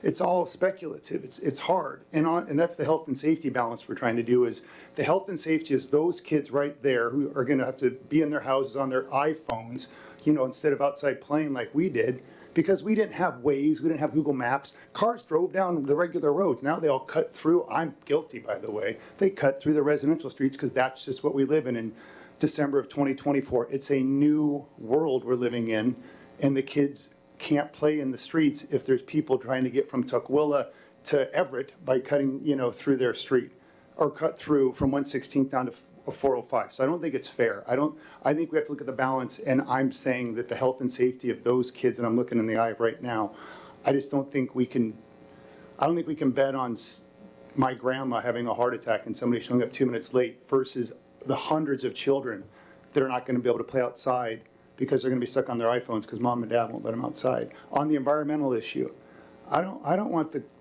climate to change because we screwed up. I don't want to kill the environment because we're making the wrong choices. Again, it's a balancing act. Let's put in EV stations.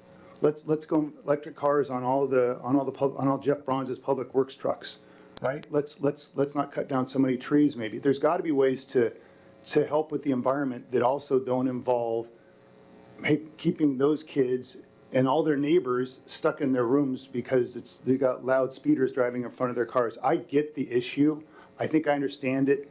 And I'm saying it's a balancing act. And if we were in another city with other people saying, please, please save the environment, please, please connect the streets so the fire truck can go faster, then I might have a different opinion on this matter. But I'm looking at 20, 30 some people and all the emails, and I don't understand why we're trying to go wishy-washy on this issue. And based on what Vanita said, what I'm hearing from most of you guys, it sounds like we should give these people what they want, which is if you're on a connected cul-de-sac, if you're on a dead-end cul-de-sac street and you want to have your family pet in front of your street, you bought it here. I understand his issue. He thinks we're going to get sued. That's another issue. I have no idea what he's talking about. He's way smarter than I am. I'm going to go to the council so I can get away from this guy. But I understand what you guys are worried about, and this is a very tough thing because I've kind of changed my mind on this issue based on all I've learned about it and heard from you guys. So I just think we need to be clear, go back to the way it used to be, where I don't think we can say nothing on this issue like Maggie's suggesting. I think we have to say Newcastle is what you call it, like a sleepy bedroom community type place, where we have those types of streets. And if you want to put in a new development with connected streets, go for it. But if somebody's moved here and they want to raise their family in a cul-de-sac, I don't think we should stop them. I think we should let them do that. Commissioner Vanatta or Lowe or Kaka, I would like to know where you stand or how you feel about the compromise that I proposed.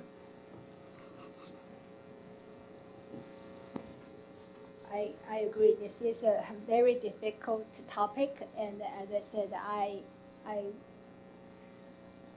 encouraged that we have some language we can work on, and if we must not be silent on this topic, then we will need to find a way to address the local residents' concern. So I think what the people today, they are telling us they do not want connected streets, and I still feel like this is more like a design feature other than policy. So I'm still kind of like, can we in a way talk, very high level on the planning concept, but not go into the details, like point out the minimum use of cul-de-sac, dead-end streets, all that. Those are more, to me, it's more detailed design language. So if I heard you correctly, you think we should address it in the plan, but I didn't hear whether or not you support the compromise. I will support the people's concern.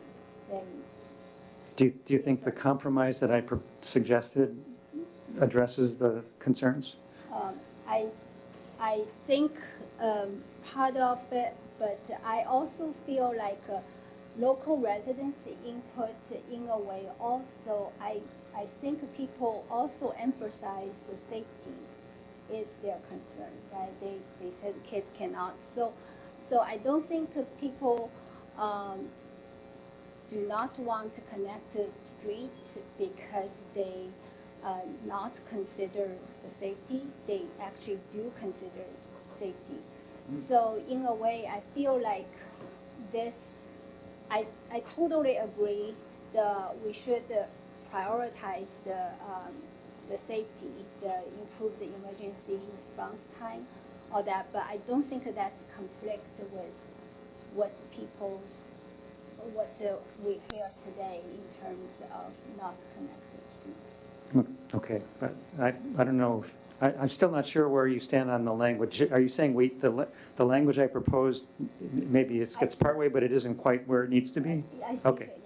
Yeah. Commissioner Vanatta, and then Commissioner Kack will come to you. So, to answer your question, I thought your compromise was pretty good for coming up in the moment, actually. Because I don't think it can be black and white. I don't think we can say no interconnected streets going forward. Somebody's losing, like in this instance, somebody's losing their dead-end street. Even if it wasn't interconnected, that property owner has the right to develop their property. So either Winfield Ridge loses their dead-end street or White Hawk does. In this particular case, they're both losing it, but, and so I don't know. You really do need to listen to folks that live in the neighborhood. But it has to get weighed against, all the other factors.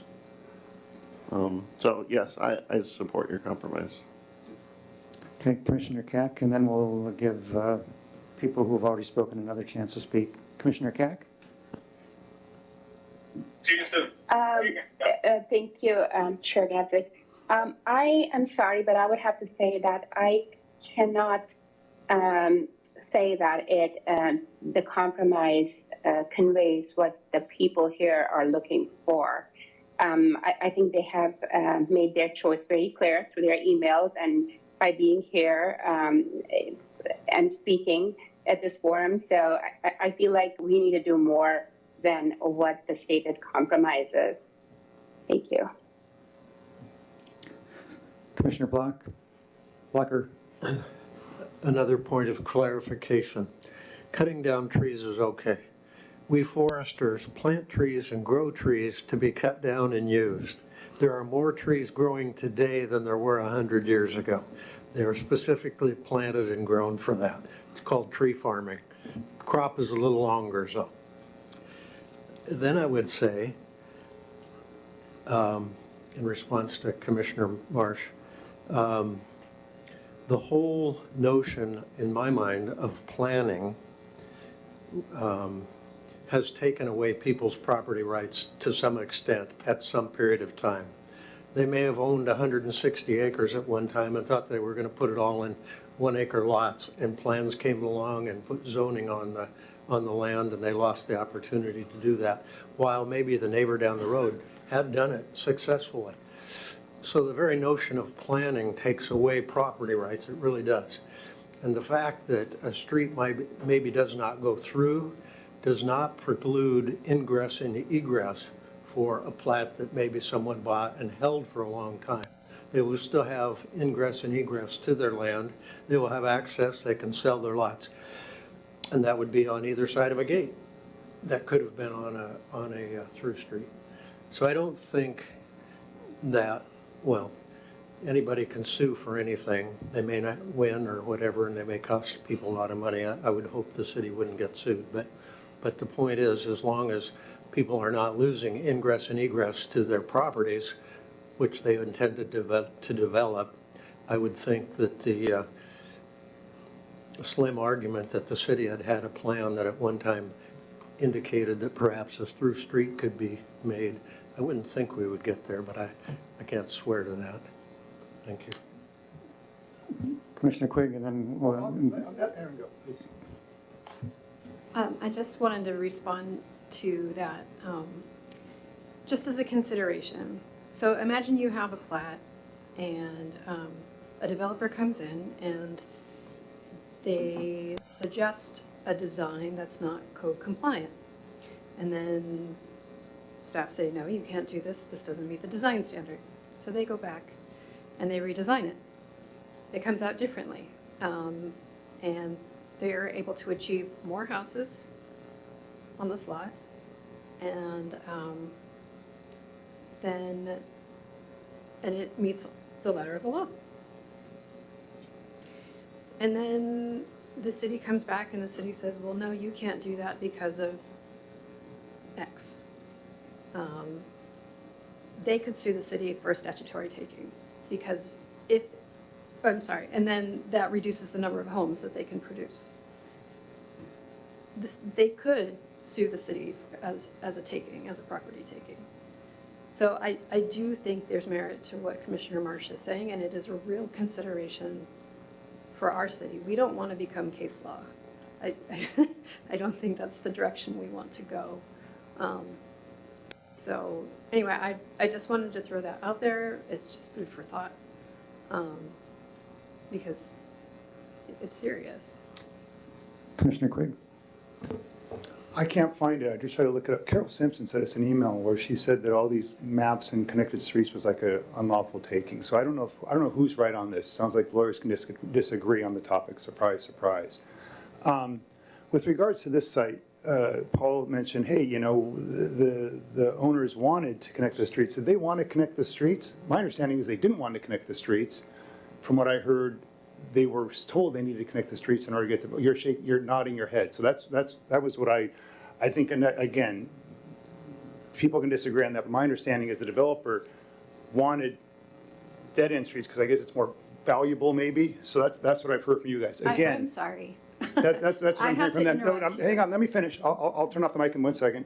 So what I'm saying is Legal Minds, Carol Simpson, one of the brightest people I know, said this is a legal taking, and Scott saying it's on the other side, it's a legal taking. There's the email, Stu's got it. They're saying that the homeowners, I'm sorry, the developer didn't want the connected streets and that they were forced to build the road by the city. We're saying, no, they had to because that's how they're code compliant. My point is that if people want to put in connected streets for new developments and new spaces, I think that's fair enough. I think if somebody wants to get optimal value for their property, you know, something new, that's one thing. I'm saying in an existing situation where a family has said, I'm going to move my family to this place and we're going to raise our kids here and they're going to play in the street. I don't think we should blow up that cul-de-sac in that situation. However, if there's a new situation, then I think you go out to the community, you get input, and maybe you put in a connected street, maybe you go cul-de-sac.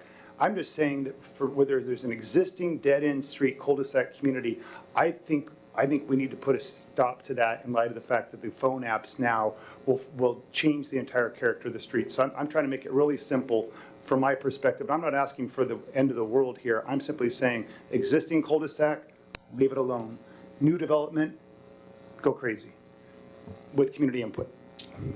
I'm sorry, I just need to clear the air here on this. We have staff, time and time and again, have been told the city made them do the through street. We did not make them do the through street. They opted for it. They came in, they didn't have designs that were at the right dimension. We told them to change the dimension. Another option was to do the through street.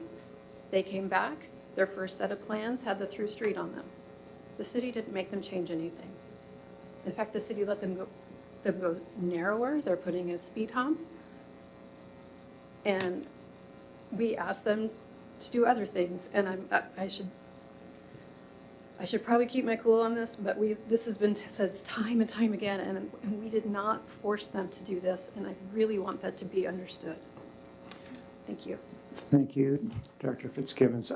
I think we've talked enough about this. I want to propose a way for us to move forward. My sense is that the majority of the commission does not support the language in the paper in front of you, nor did it support the compromise. So I propose that we strike all three of these policies from the plan, and we let the council decide whether or not they want to have anything about connected streets.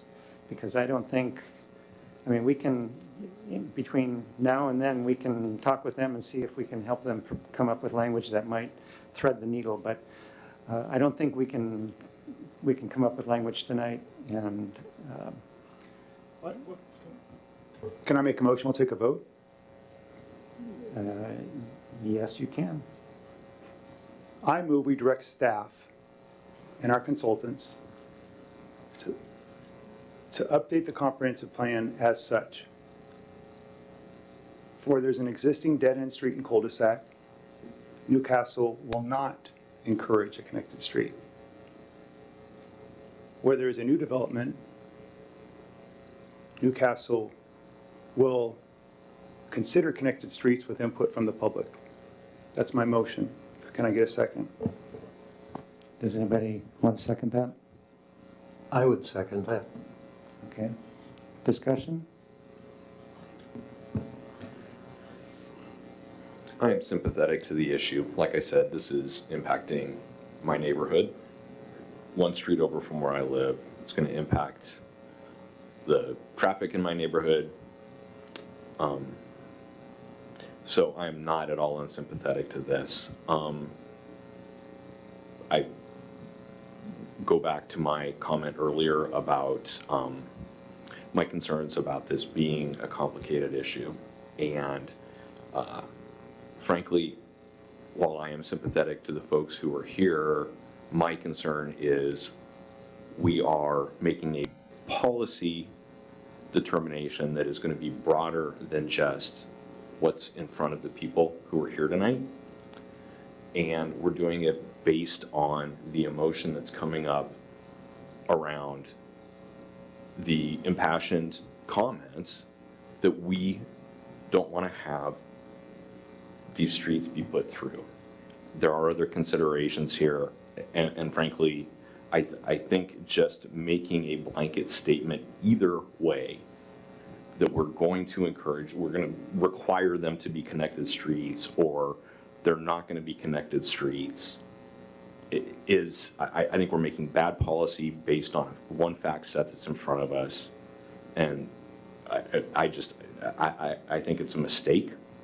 And I think we're setting the city up for having problems later if that's the direction this goes. Other commissioners wishing to comment? Commissioner Idata? Second, Commissioner Marsh. I'm in the same ballpark as he is, exactly. Okay. I hear Commissioner Keck speaking. Was that you? Yes, and I would like to say, yes, I am supportive of Commissioner Quigg's proposal as well. Would any other commissioners like to comment? Commissioner Blocker? The motion as it was stated, I'm not sure that it is entirely clear. I think I guess I'm asking for clarification. In the case of a street that exists with homes on it already, which is currently what we're calling a cul-de-sac, that in future not being connected as a through street with some adjacent development is part of the proposal. But what he's also proposing is if there's raw land, both ends of which could be connected to become a through street, but not going through an existing neighborhood, I think that's what we're talking about. Yes. Okay. Now I have a question about the motion. You said to direct staff to do, what was it that you were wanting to direct staff to do? To come back with language reflecting what I just said. An existing cul-de-sac is an existing dead-end street, don't screw with the neighborhood. New development where you're not going to be disturbing existing families, then you can do the connected street with input from the public. Commissioner Blocker? I'd like to propose an amendment to it. I think We have to vote here, on that list. here I get a little bit fuzzy about the parliamentary procedure, about how we handle amendments before we actually vote on them. The motion. Why don't we go ahead, Commissioner Blocker, and say what the idea that you have in mind, and maybe we will figure out a way to amend the motion if it sounds good to the majority. Go ahead. I have to apologize. At 78, I forgot it. But maybe it'll come back. It would have clarified. Yeah, Commissioner Marsh.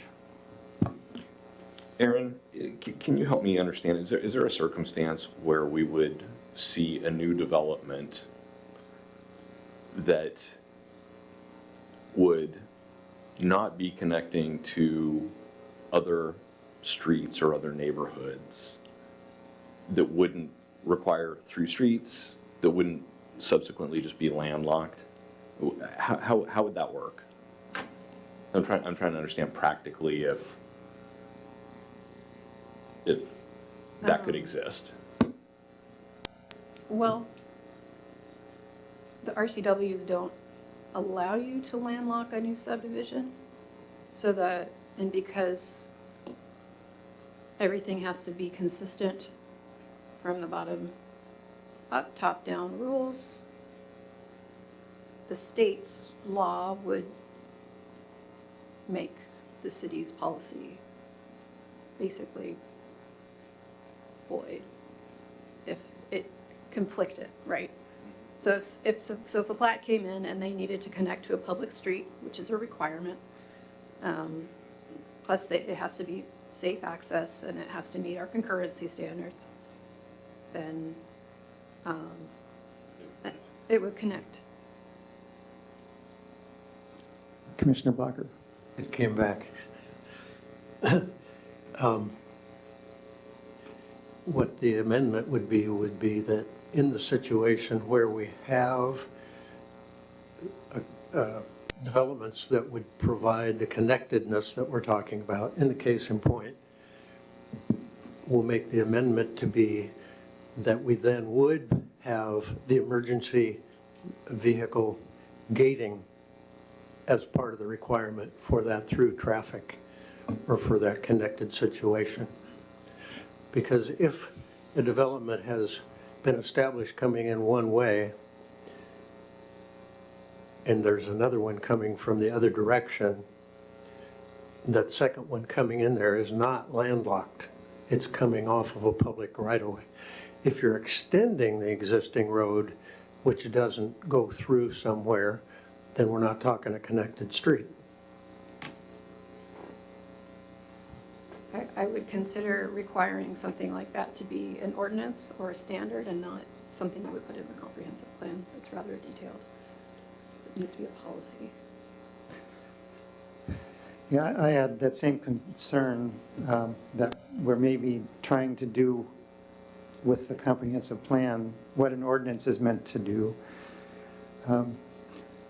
But Aaron, if we wanted to honor the spirit of Commissioner Quigg's motion, do you think the staff could write some language that would be comprehensive plan appropriate that we could consider at our next meeting? Can I have the language of the motion again? Did you write it down? Staff was asked to draft comprehensive plan language which would not allow for connecting streets where there's already an existing cul-de-sac or dead-end community neighborhood. However, if there is an opportunity to connect a street that will not disturb an existing cul-de-sac, dead-end street neighborhood, then staff will do the connected street with neighborhood input.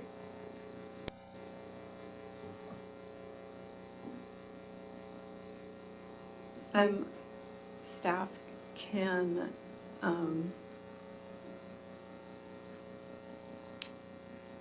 research and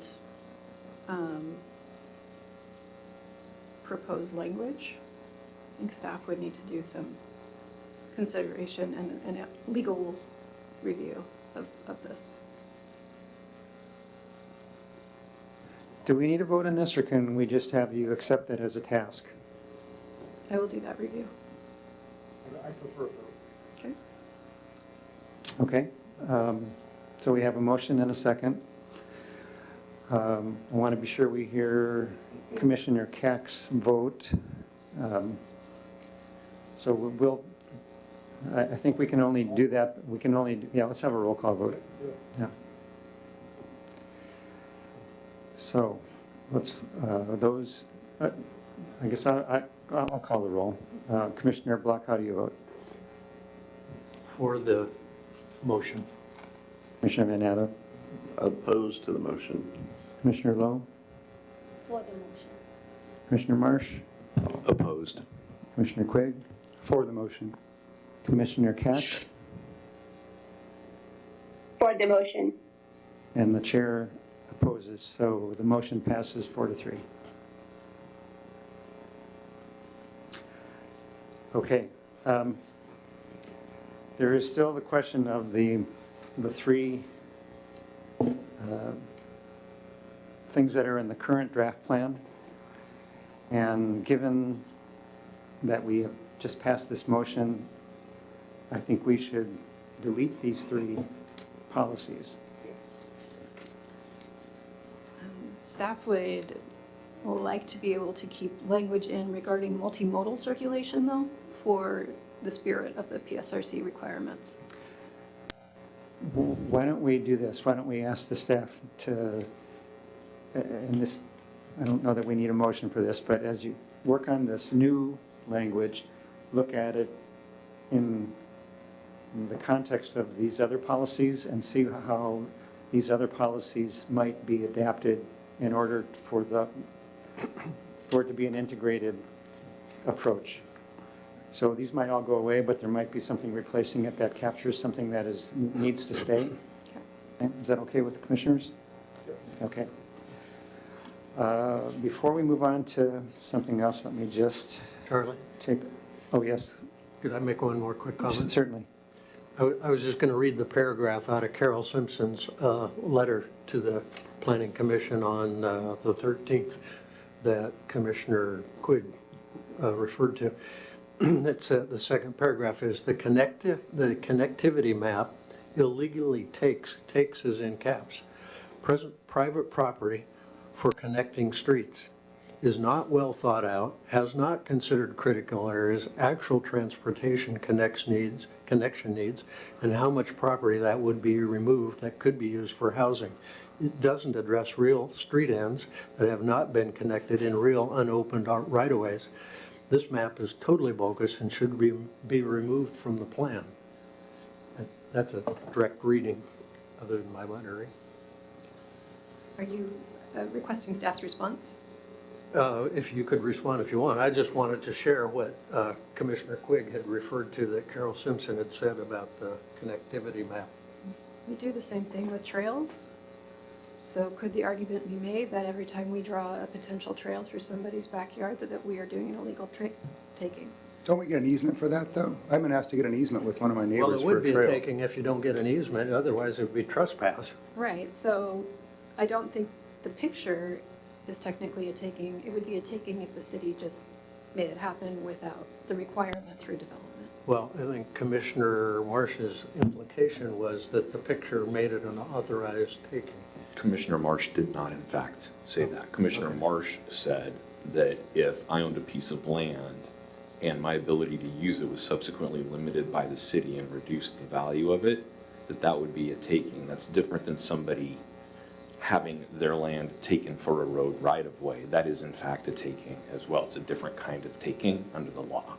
So it's quite possible, Carol's not here to explain that, but it's quite possible that she's talking about something completely different than what you're saying. We'd have to ask her. Okay, we're going to move on. I'm going to propose that we take a 5-minute recess.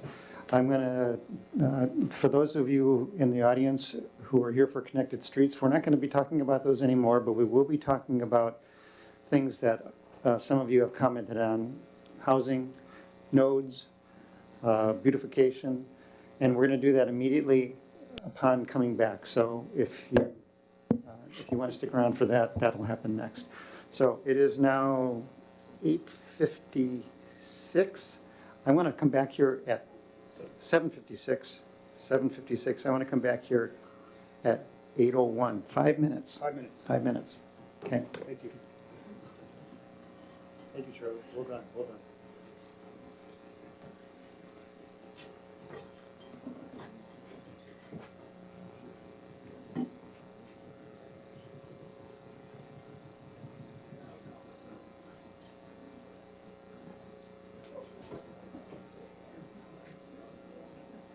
Thank you all. Thank you, Mark. Thanks.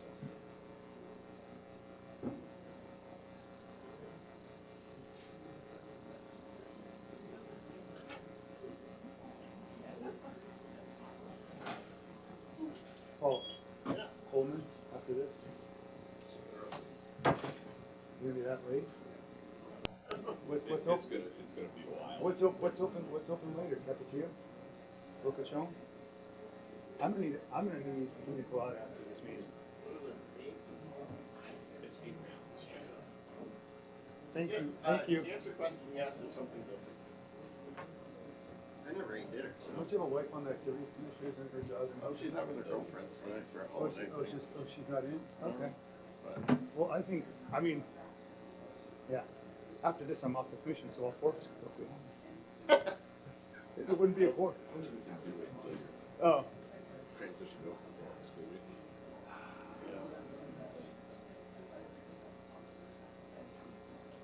But yes, I would, I'd like to go out after this. but there's If you guys two are up other for it, you big don't hate me too agenda much. items. So we'll see. No, I know, I get it, I'm just saying, I planned on going out, I didn't realize that this issue takes a I while. was at the Coleman this morning, I didn't have power.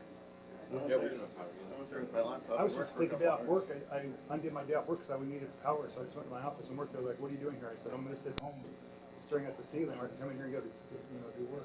hours. Yeah, there were a couple of gusts last night. It seemed bigger than the bomb cycle. Yeah, I woke up at like 5:30 and the house was like cracked. I was brushing my teeth and I literally was nervous. Yeah, no, it was definitely worse than Yeah. that. Yeah, well, I'm taking the ball from myself is what Well, I'm you doing. know what they do though, sometimes they're like, they can't decide and they're like, let's pass it back down, Yeah. have the planning commission reconsider it. Dude, they don't know the issue. I'm not saying we agree on this issue, but I wanted to send a recommendation. Alright. 2 minutes, right? 2 minutes. 2 minutes.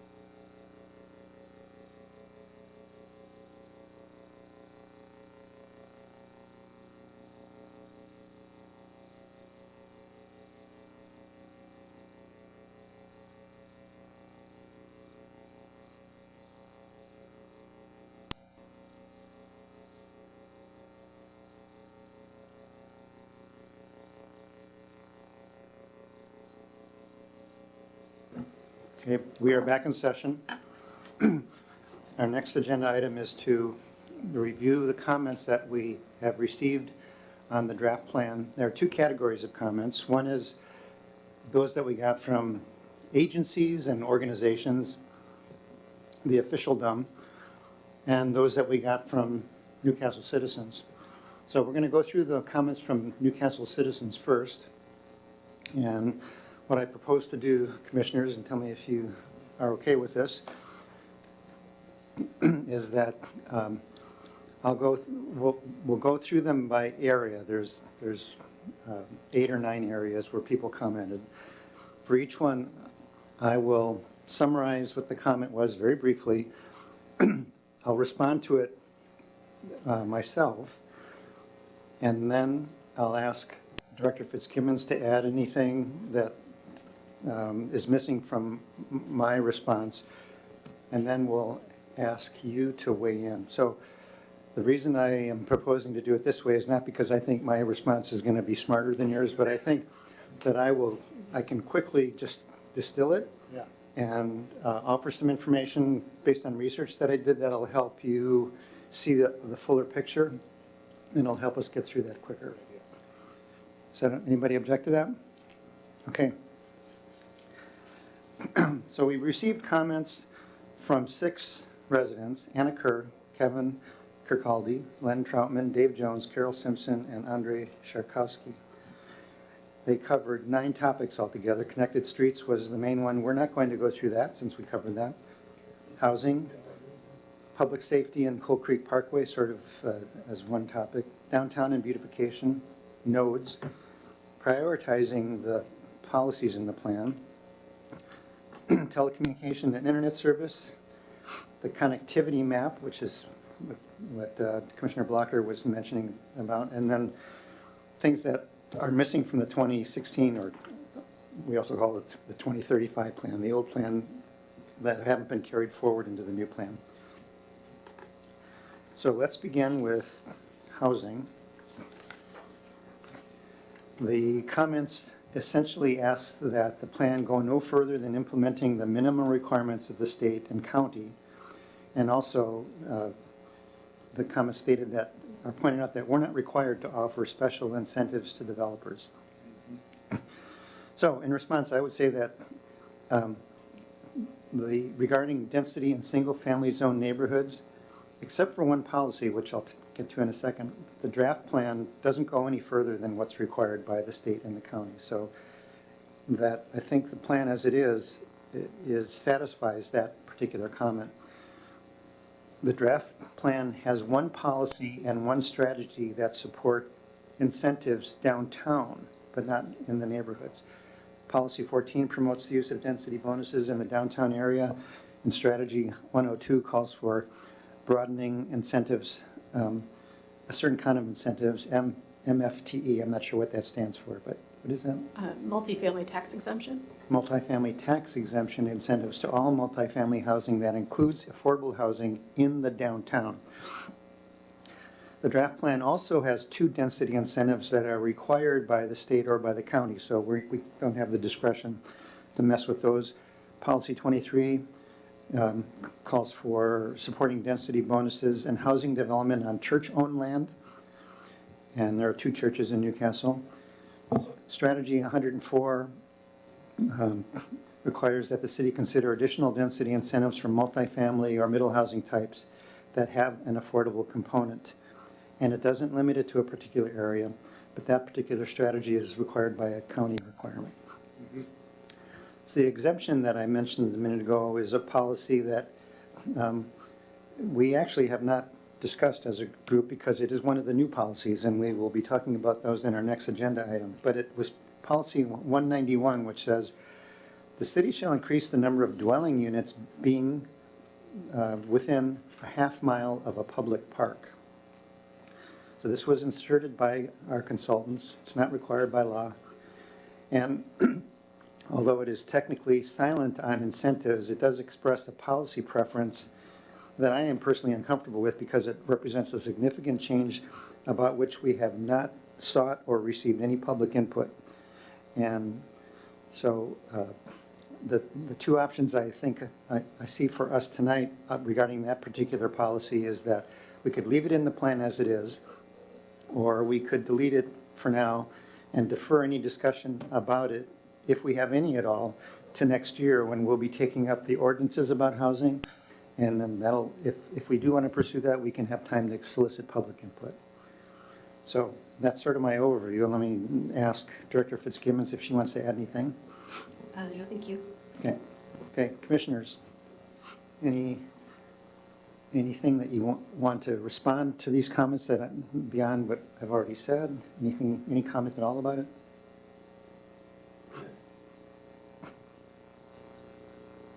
Well, for one, I think the additional new policy that you just described, that not dealing with that this year is maybe a good idea. And if I can just kind of jump ahead in a little ways, I read all of the responses except one that you mentioned and I didn't get, but out of all the responses that we received from everyone, I particularly liked the one by the gentleman that was here tonight, Mr. Kirkcaldy.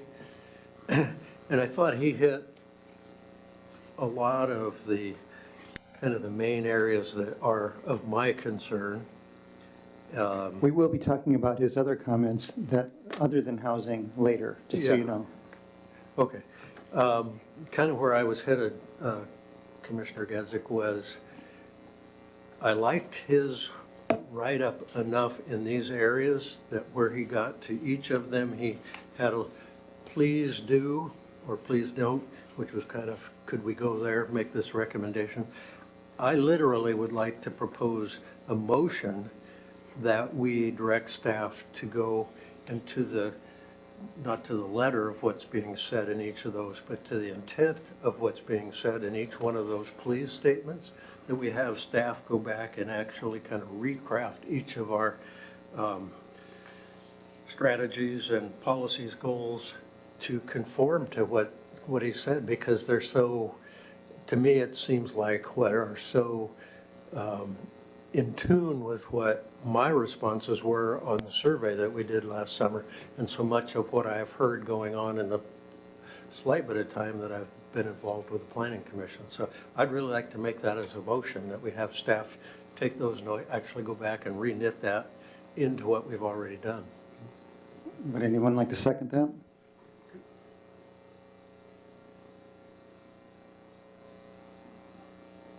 Okay, seconded by Maggie Lowe, and we'll have, so let's discuss that now. Well, I'm not sure I understand what you're proposing in the motion.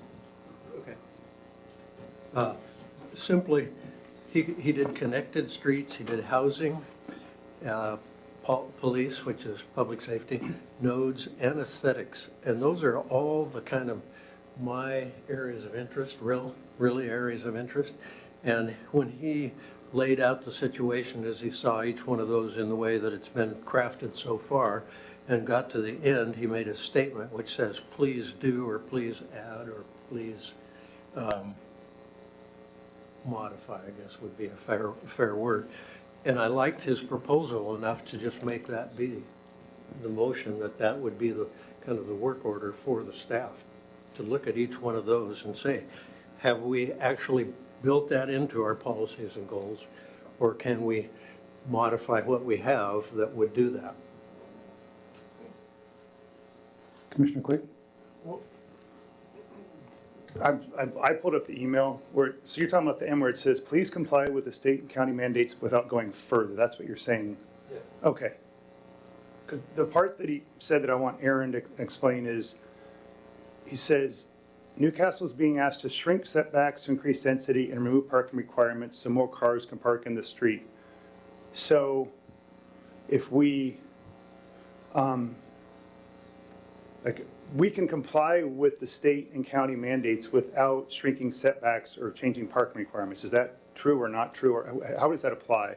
Like if we did do what he's motioning, which sounds reasonable, but with that, how would you respond? Like with regards to the parking and setbacks issue, like with that, are we able to comply with the state and county mandates without shrinking setbacks or changing parking requirements? Yeah, there are parking requirements within, so yes and no. The state requirements are going to come on us regardless of what happens, right? So if you recall, in a couple of our middle housing discussions, we talked about parking requirements. I know this was a long time ago. But there are on lots 6,000 square feet and smaller that have middle housing, you only have to have one parking space instead of two per lot. And then, but setbacks we can keep, that's our own design standard. We don't have to change that. Of course, if you have a duplex, you're going to have a 0 lot line setback between the two units, but other than that. So I would say that what really affects the city is maybe that change from 2 to 1 parking space for residential dwelling units on smaller lots.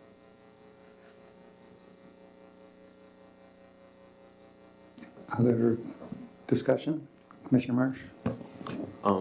I guess rather than being asked to agree to, I mean, I appreciate, I read the email, I thought it was thoughtful, it was great, but rather than just decide, let's just vote now up front on whether we're gonna just accept that as it's written and act on that or not, I guess I would suggest we continue to walk through on an issue by issue sort of a structure as you were proceeding.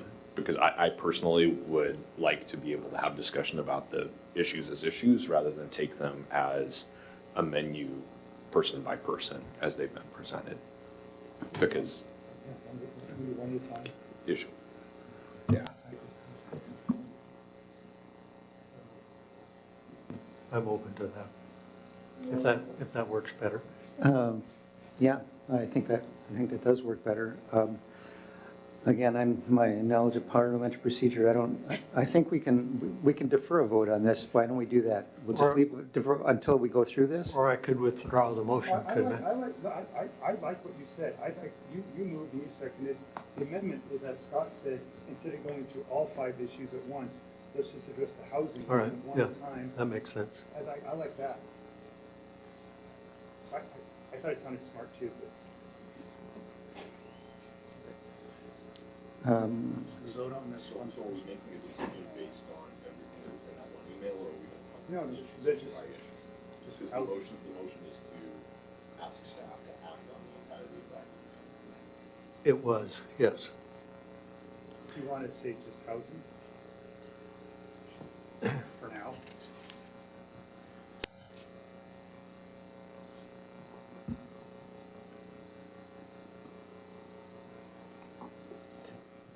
I think I would rather just withdraw the motion as I moved it, if that's acceptable to our seconder, my seconder. And as we get through each of the issues, then perhaps the motion would come back again. Yes, I just want to make sure I understand what are we trying to do here. Chair Gazek, you will lead us. We're going to go through. Topics? We're going to go through the topics, including the other topics that Mr. Kirkcaldy raised. Okay. And, because he wasn't the only one that raised some topics, there were some. Yeah. Yeah. Understand that. And I think one thing, like in his email, he specifically also talked about the notes. That's not. We're going to talk about that. Oh, okay. Yeah. Okay. We're going to talk about everything that he raised. So you're okay with withdrawing the motion? Yes. Okay. All right, so just to go back to housing, if I were to sum up my comments, I would say that no action, I would recommend that we take no action because other than this parks, this deleting policy 191, calling for density by parks, because the plan already does respond to what Mr. Kirkcaldy is asking for. Yeah. I'm sorry. So the next one is public safety. Time out. Oh, Before we keep moving forward, if I understand him, he's like, I'm moving, I like what Mr. Kirkcaldy said, let's direct staff to follow his recommendations at the end of each one of his things. And then Scott said, well, can we do this one at a time? So are we going to circle back later on? Because it sounds like don't let me put words in your mouth.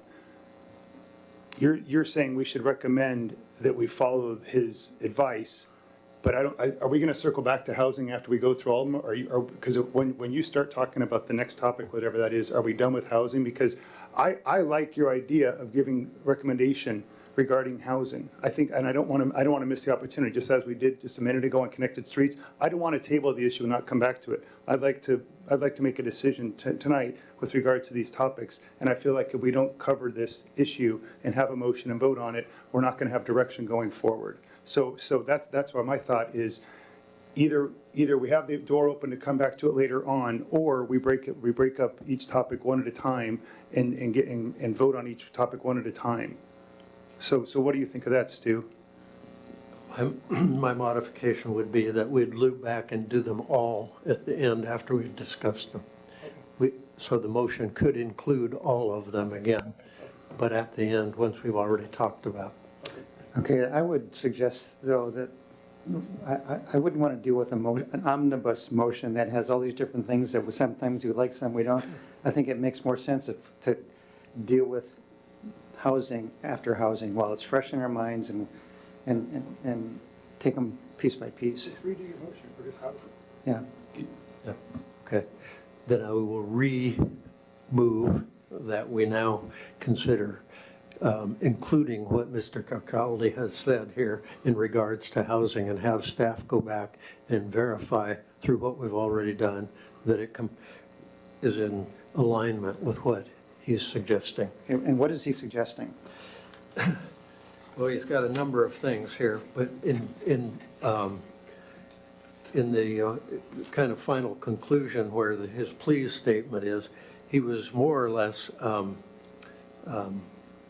satisfied with where we are. I think there was some fear, if I remember further up in the body of his text, issues regarding parking requirements. And there was the setback issue. So I guess in a way, I'm suggesting that we review what the text of his comment is, and see that we're conforming with that as we get to the completion, then where it says, just do the kind of the bare state and county minimums. And I think in addition, since his comment doesn't have your reference about the density within a half mile of a park, I suppose we could add that in. Sure.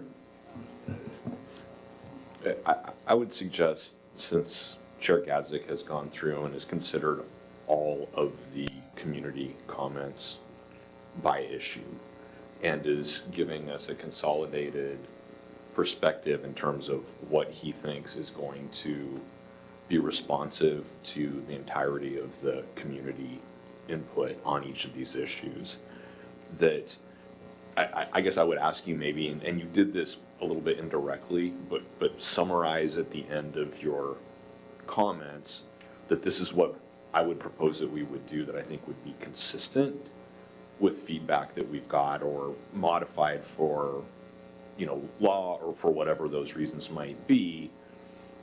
And if we are in agreement, if you think that there's something that is in Mr. Kirkcaldy's email or some of the other feedback that isn't being addressed, let's raise that as part of the discussion, and then we can see if we need to modify it or not, and then if we all agree, and on the other hand, with what Charlie is proposing, then can we just move through the issues?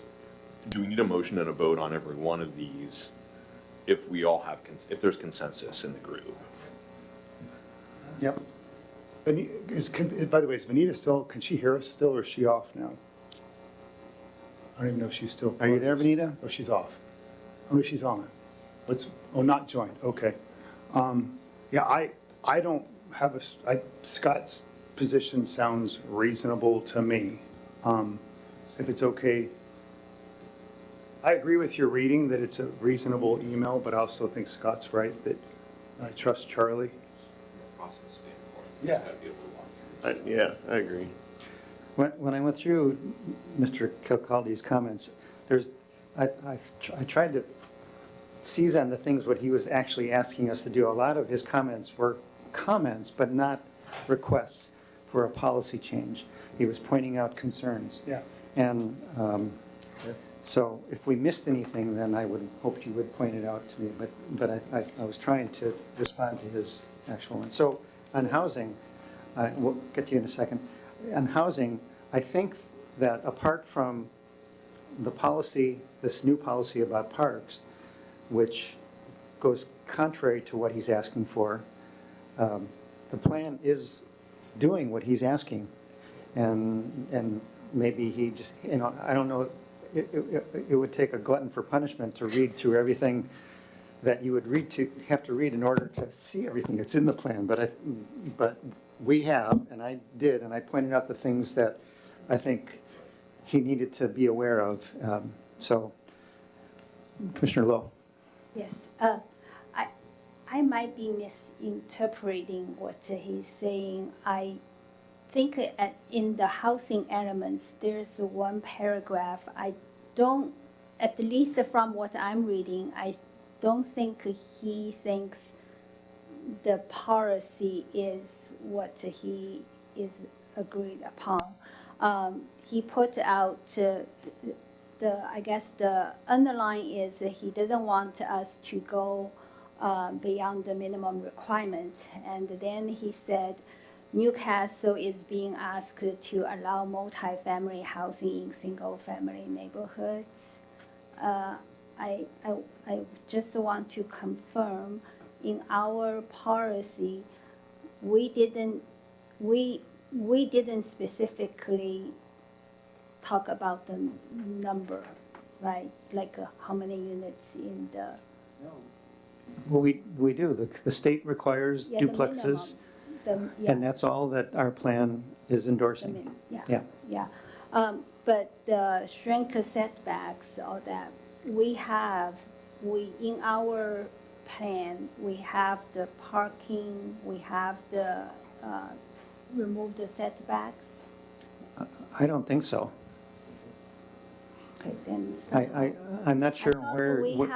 I thought we had one, that was like several months ago. We did a vote, we did a update in terms of the parking and the setbacks. Oh, that's the okay. Those things could happen next year, but they're not part of this plan. Okay. Yeah. Okay, then it seems incentive, right? That's the thing. We do have builder incentive for middle housing. There are incentives, the ones that I mentioned that are required.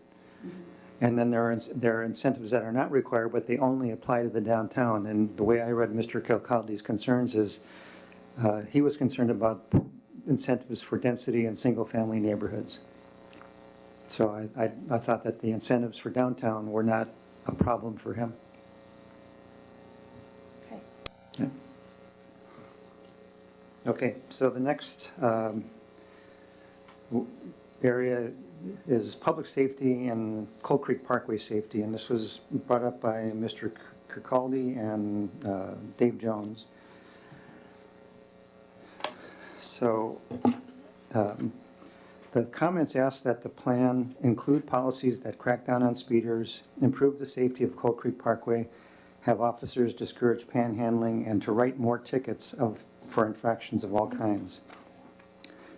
So I would say that as a commission, we're very aware of public concerns about crime and traffic safety, and that we determined earlier this year that public safety needed a much more comprehensive look than we could give it within our time constraints. And so we also felt that this required the involvement of the city council and the police chief, and we agreed to defer action on it until 2025. I think that I don't see any reason to change that at this point. So the concerns that were raised about crime and speeders are concerns that would be handled next year with some exceptions. Excuse me. We did add a new strategy 114, to the plan, and that calls for the city to explore greater use of speeding deterrent strategies such as red light cameras and greater visibility of officers. So we have done something that addresses the concern. And of course, we also incorporated the CEPTEB principles, the crime prevention through environmental design, in several areas of the plan. So in summary, I think that the plan already addresses the concerns and that there isn't further action needed for us at this point. So, Commissioner Blocker. I actually have a question. For me, public safety means a lot of things, and like all words, you almost have to define what it means to you to really converse, but the one item that he has in his note that kind of sticks out for me, and really, I don't know as a planning body if it's our purview, other than trying to get the message to the city council. And that's where he says, encourage a policy that, so that the police are more visible and take more time to enforce. He has the little laws that keep Newcastle safe and friendly. And I share that with him, frankly, because our police don't seem very visible very often. And there have been countless times that I've come down Newcastle Way coming home, and I look at the fire station and there's a police car parked way back by that big cell tower in the back behind the fire station. Yeah, behind the fire station. And they'll sit there for hours. And at the bottom on 129th, right at the bottom of the hill here, there's a fire hydrant, and they've signed the fire hydrant, no parking within 30 feet, and people park right in front of the hydrant all the time. I even saw a police car there one time, and I thought, aha, they're going to ticket him. Didn't happen. I guess what I'm saying is, I would like to, in whatever way we can as a planning body, encourage a strategy or a goal or something to have the city council, to the extent they're possible, they can control the activities of the police, to have them more prevalent in the community, actually out visible. If they're parking, doing paperwork at the fire station, great, do it out right at Newcastle Way so people think that there's a policeman that's going to slow them down, as opposed to clearing the back, that sort of thing.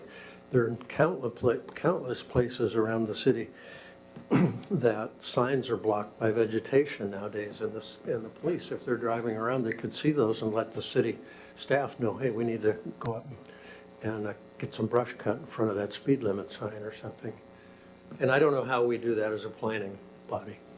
Well, I think, maybe we've already done it. I think we already have done it with that strategy 114, because it calls for having the city explore greater visibility of officers. And in a planning document, I don't know what more we can say, because we're not, it's not an ordinance, and we don't direct the police department, So any other thoughts on this particular one?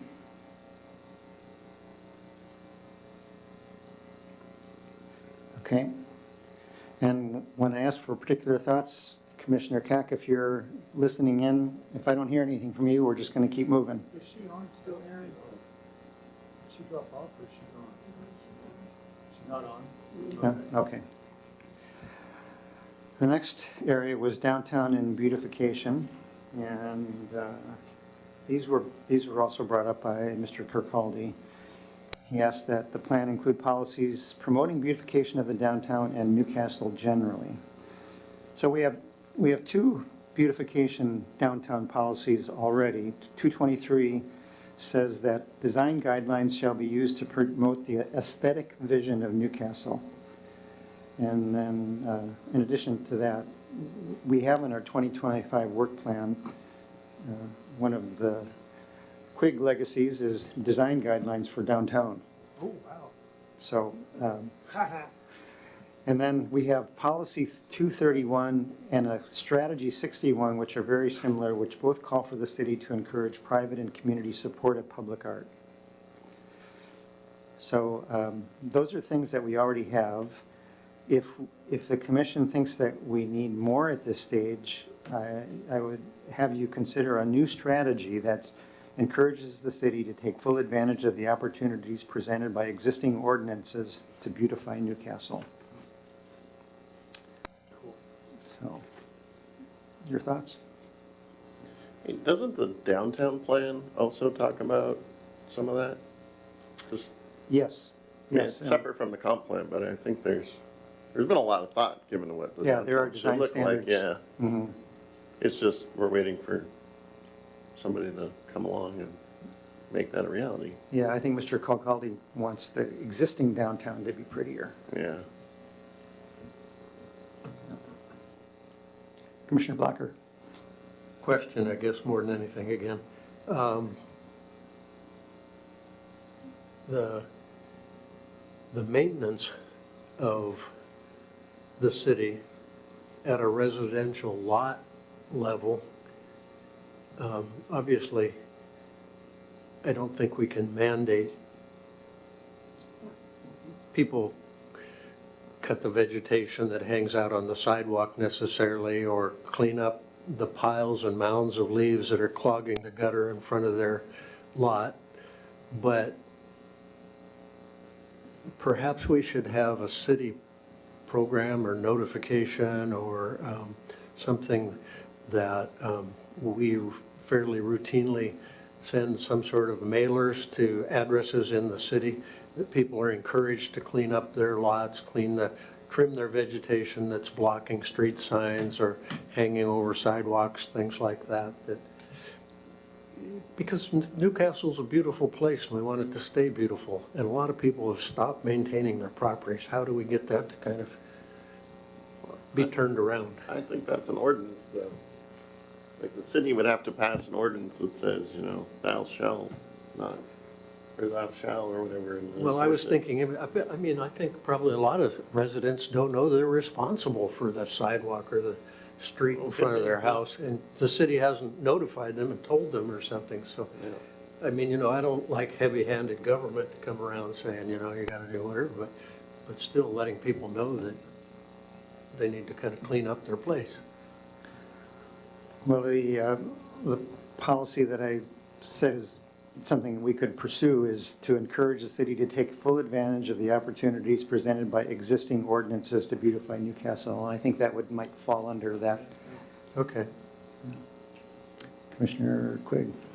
I made up a new word the other day, because I was thinking the same thing, kind of what you're thinking, like, Aaron's heard me mention the signs issue that drives me nuts, $35 for a massage. I'm like, why are those all over our ding-dang city? That guy, whoever's in charge of marketing for $35 massages is genius, because they're everywhere. I practically got one, just kidding. My word was fixer-size. Get a bunch of people, there's people walking all over the city, as long as we don't break the rules, as long as we're not stepping on Connor and Jeff Bronze's toes, but just go around and, like you said, just clear some drains, pull up signs if they're old signs. Like, you know what, I got a picture of it. There was a sign out there on this 123rd for a house, an open house sale, open house sign for like a month and a half. That was either the longest open house in history, or if they forgot their sign. I just stopped my car, went out, put the thing in my trunk, drove it down to the house that was for sale, and dropped it on the guy's front porch.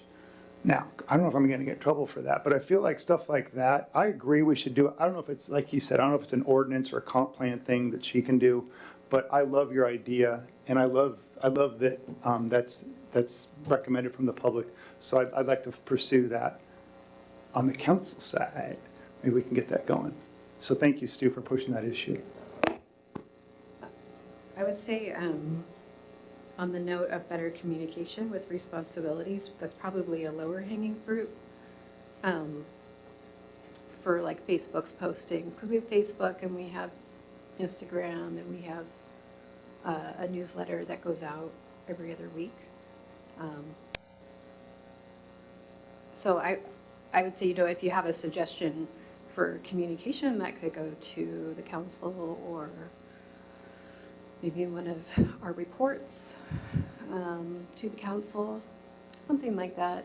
Or even I do a weekly report to the city manager. It's just that some people, well, for instance, if we went out of City Hall and went down 129th and went up the hill towards my house, there's one house there that has pine trees and they're just hanging in the branches. You can't walk. The house is falling apart. You got holes in the wall. You can see where, I mean, it's just, everything's coming apart. And I don't think probably whoever resides there, and I don't know who it is, but I don't think that they probably go online and read city newsletters or, or seeking information that's going to, give them the news that they ought to clean up the sidewalk, and it wouldn't hurt if you, whatever. You get the point. Okay, well, I sense that there was support for a policy on beautification that I saw heads nod, so Aaron, I don't know that we need to have a motion on this, but could you take on the task of inserting a policy? And you'd find the wording in the email that I shared with you earlier today. Yeah, okay. The next item is nodes, and this again was Mr. Kirkcaldy. He asked that the plan either discourage nodes or not mention them. He said there wasn't much support for them. I think I see the support differently. They were mentioned at our public house, and there was quite a bit of support for them, I thought, which is why we kept them in. And so in response, I would say, besides that I think that there is support for them, there's only one place right now where a node is feasible, and it's the place where the Shell station and the coffee stand is and the jeweler. And if there are nodes anywhere else in the city, they wouldn't go anywhere without significant public support. So I wouldn't recommend we make any change in the plan in response to this comment. Okay. Charlie, I recall, I think it's last month at our planning meeting, there's one person in the audience. She strongly opposed the notes. So we have. I remember she basically called out saying this is new. I don't know where she lives. I assume probably is in the Shell station area. I don't know, but I don't know her name, but I remember she was standing there. And But I would say there are probably a dozen people or more at our public meeting that supported nodes. So I think based on the input we've gotten, there's more support than there was opposition. Commissioner Marsh? And please correct me if I'm wrong in my memory of this, but I think that the mention of the nodes, and I have mixed feelings about how the conversation has gone, but I think that the way that it was presented, it has been presented in the comp plan, is really to leave the issue open, to do more investigation, to get a sense of what level of community support there may or may not be. So it's not, as I read it, it's not that the comp plan is promoting the idea where we want to push nodes into the neighborhoods. It's really trying to understand if there's a place for that in our community or not. So I agree with you, Charlie. Commissioner Blocker? I don't really know too much about the notion of nodes, and I think you said the thing that seems true to me, which is there's only one location in the city that's going to probably work, and that would be down by the little coffee stand and the Shell station and the jewelry shop. But what does kind of concern me is that if somehow someone has the notion they can open up their house on the corner and start having a coffee shop going on there or something, or want to build a little stand and have a coffee shop going on, and then they don't get many business or many clients, and the business kind of falters, and whatever. We end up with an eyesore or a mess kind of going on, and that concerns me more about the understanding of what a node is, I guess. Before that could even happen, the parcel would have to be zoned to allow a node. And that would take action before us and passed by the city council. So it couldn't happen without a lot of support. So it really is a nothing burger because there's only one place it could happen anyway, and it's already there. And so mentioning it is almost superfluous. Well, changing the plan is superfluous at this point. Changing the draft plan, I think the draft plan covers it. The zoning, I know Aaron, you've talked about clarification of the zoning of that area because it's got some zoning now that doesn't really match its use. And would you say a word about that and how that relates to nodes? So the zoning that's there is called neighborhood business. It's NB. And it currently is on the Shell station site. It's the only site in the city. And while it allows retail use, it allows residential as an accessory use as an accessory dwelling unit. So the idea was to, with the neighborhood business, and the zoning conversation will happen much more in depth over the next year as we get through housing, was to allow maybe, 2 stories and have the shop on the bottom and, an apartment on top or something like that. But right now, that's the only place in the plan, and you have to go through a comp plan amendment, and then you'd have to go through a zoning ordinance in order to change anything else in the city. Okay, let's move on to a comment that we should prioritize the elements of the plan. This was Mr. Jones, I think, that suggested this. He said that the plan should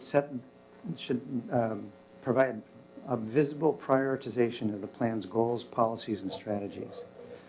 And so the plan does make some attempt at this by labeling some policies as shall and some as should, with the shoulds being lower priority. But beyond this, I don't think it's our role as an appointed body to be setting the priorities for all of these things. That's really the city council. And so I would not favor making any change. The next comment is on telecom and internet service. That's also Mr. Jones, who expressed dissatisfaction with the telecom and internet service providers in the city, and he asked that the city recognize the criticality of this infrastructure. So the draft plan does have 3 policies and 1 strategy that address telecom and internet service. Policy 172 is that the city should promote the installation of telecom, internet, and EV technology throughout the city to provide universal access to residents, businesses, and institutions. That is, and this is what addresses his comment in particular, that is secure, equitable, reliable, and affordable. Policy 203 says the city shall encourage the efficient technological models or advanced alternatives in development and equipment upgrades, that provided that such changes are cost-effective, fiscally reasonable, and increase reliable service. Policy 244 says the city should work with utility providers to expand, develop, and retrofit systems to provide reliable service. And Strategy 81 says we should exercise leadership in the distribution of fiber optic and cable telecom technology that will link homes, businesses, and institutions together. So I think these 4 things are about all you can put in a plan in order to try to improve internet service. But there really isn't much a city can do with a Verizon or a Comcast, or it is up to them. They have a franchise to operate in the city, at least the ones that have stuff in the right of way. And there's not really much you can do to twist their arms. If they want to do something special in the city and it's time to renew the franchise agreement, you can just twist some arms, but it's not an option for the city not to renew the Comcast franchise agreement, right? We'd all be out of internet service. Yes, Commissioner Marsh. Yeah, I agree with everything you've said about there's really nothing else we can do with the plan. I really just want to echo this guy's frustration, particularly with Comcast, but just more generally with all of these providers. It's from my experience, it's really rough sledding here in Newcastle. Yeah, especially the last few months. Yeah, it's been bad. So, thank you. Okay, next one is this is from Carol Simpson, her comment about the connectivity map, which is in our plan. It's called the functional street classification map, which, in addition to showing the classification of each street, whether it's an arterial or a feeder or all those kind of things, it identifies streets that could theoretically be connected in the future. She says it's not well thought out and it should be removed. And I think the map has a very limited purpose, and it's better to show those things on the map so people, if they happen to look at the plan, can see that that is a place where there could be a connected street. So I don't think we should make any change here. Carol also talks about things that are missing from the plan, such as critical areas, steep slopes, coal mine hazard areas. Erin and I have talked about this, and she said the staff is reviewing the list of items that Carol believes are missing, and they will look for opportunities to include them. Yes? Just a quick question, Erin. I don't remember, is there like a critical areas map in the last comp plan or that sort of thing? There is, but it's not very correct. So that is the hardest thing. We do have better access through LiDAR technology to the like geographically sensitive areas or geologically. But the critical areas and wetlands map does not show a lot of wetlands that are out there.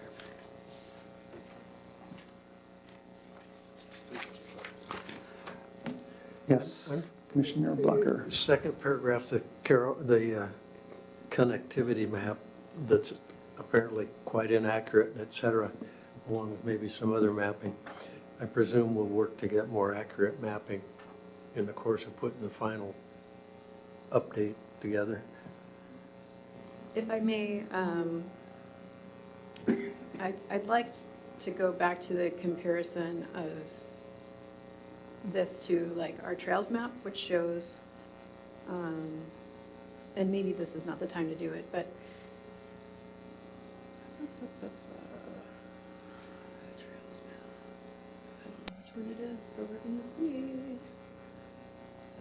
While you're looking, I guess I was just thinking that since we've poured quite a bit into the whole issue of connectivity, and there's still more work going on in that in the future, it didn't seem like maybe keeping a map in there that's somewhat inaccurate or misleading would be a good plan. It might be better to just simply remove it or something, or at least update it with what's coming with the additional Well, work. I guess if we accept Carol's assertion that it is misleading, yes, but I don't know that I accept that assertion. Okay. I mean, I don't think it's misleading to say that these areas could be connected.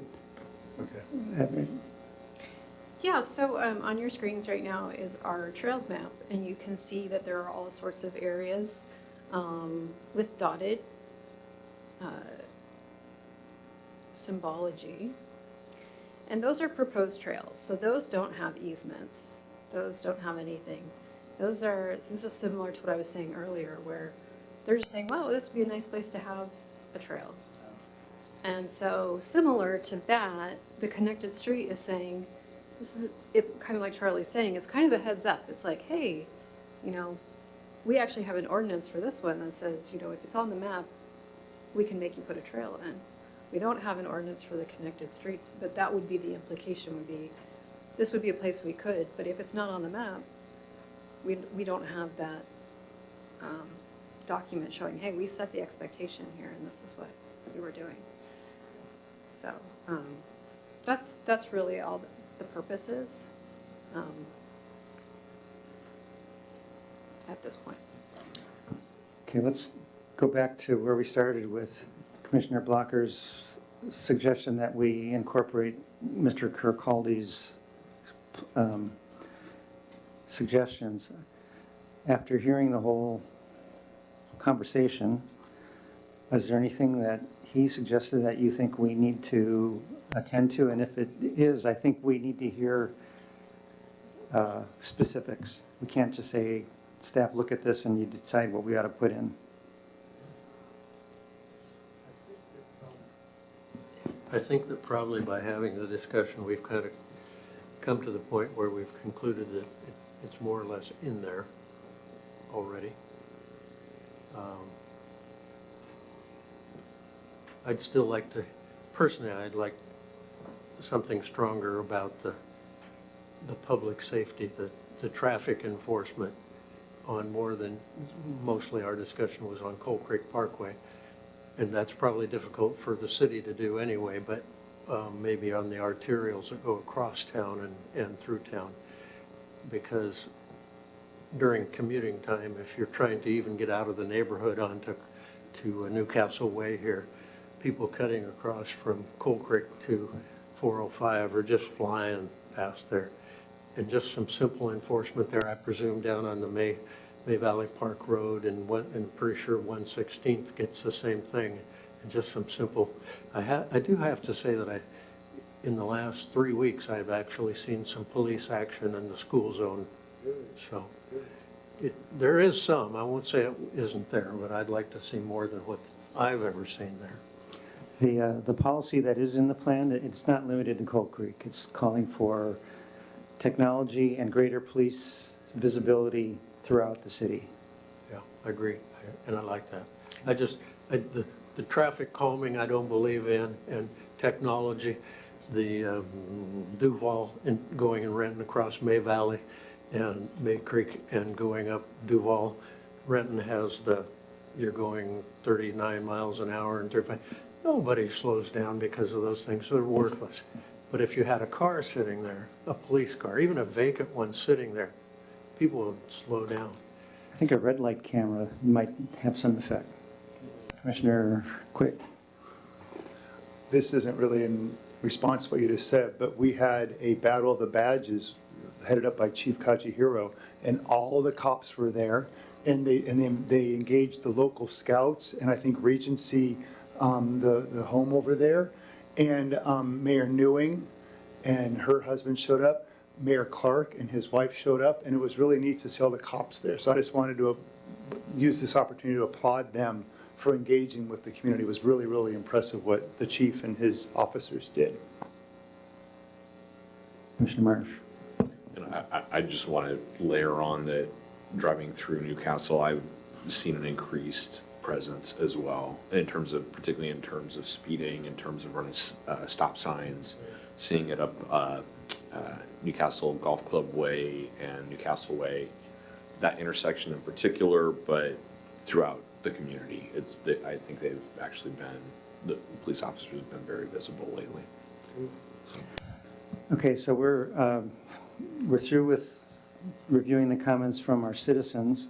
We've got two other things on the agenda. One is the comments from agencies, and then the other is to review those new policies, some of which I think when they get to the council, they're going to say, you supported that?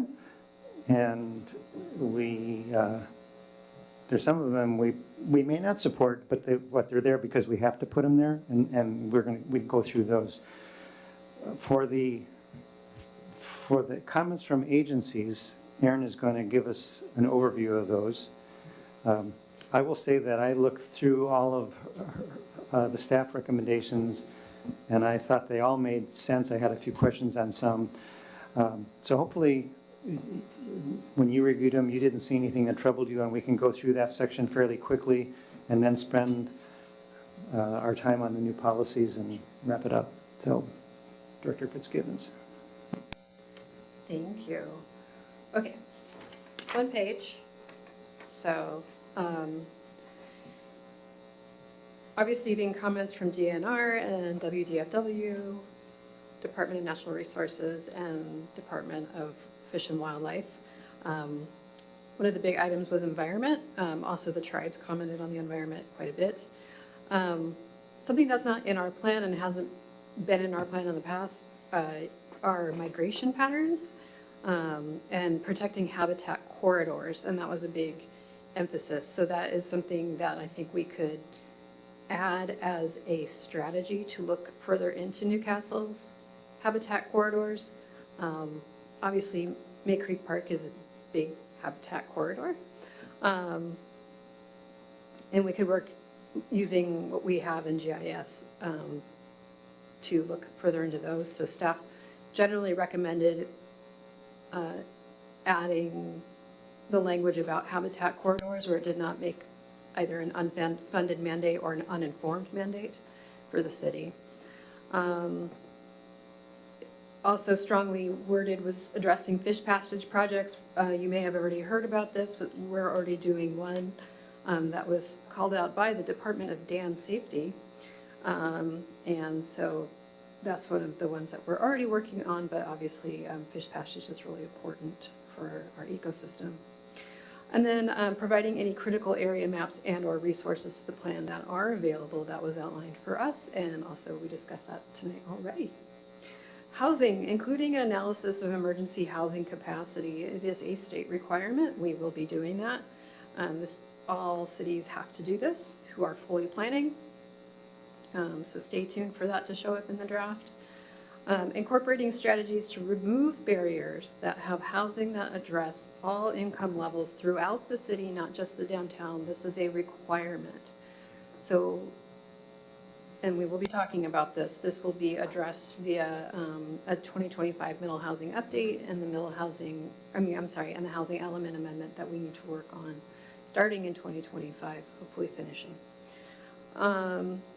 And then document research on portions of the code that create barriers to affordable housing types. This work was done as part of the middle housing grant. However, it was not put into the comprehensive plan, so that just needs to be added.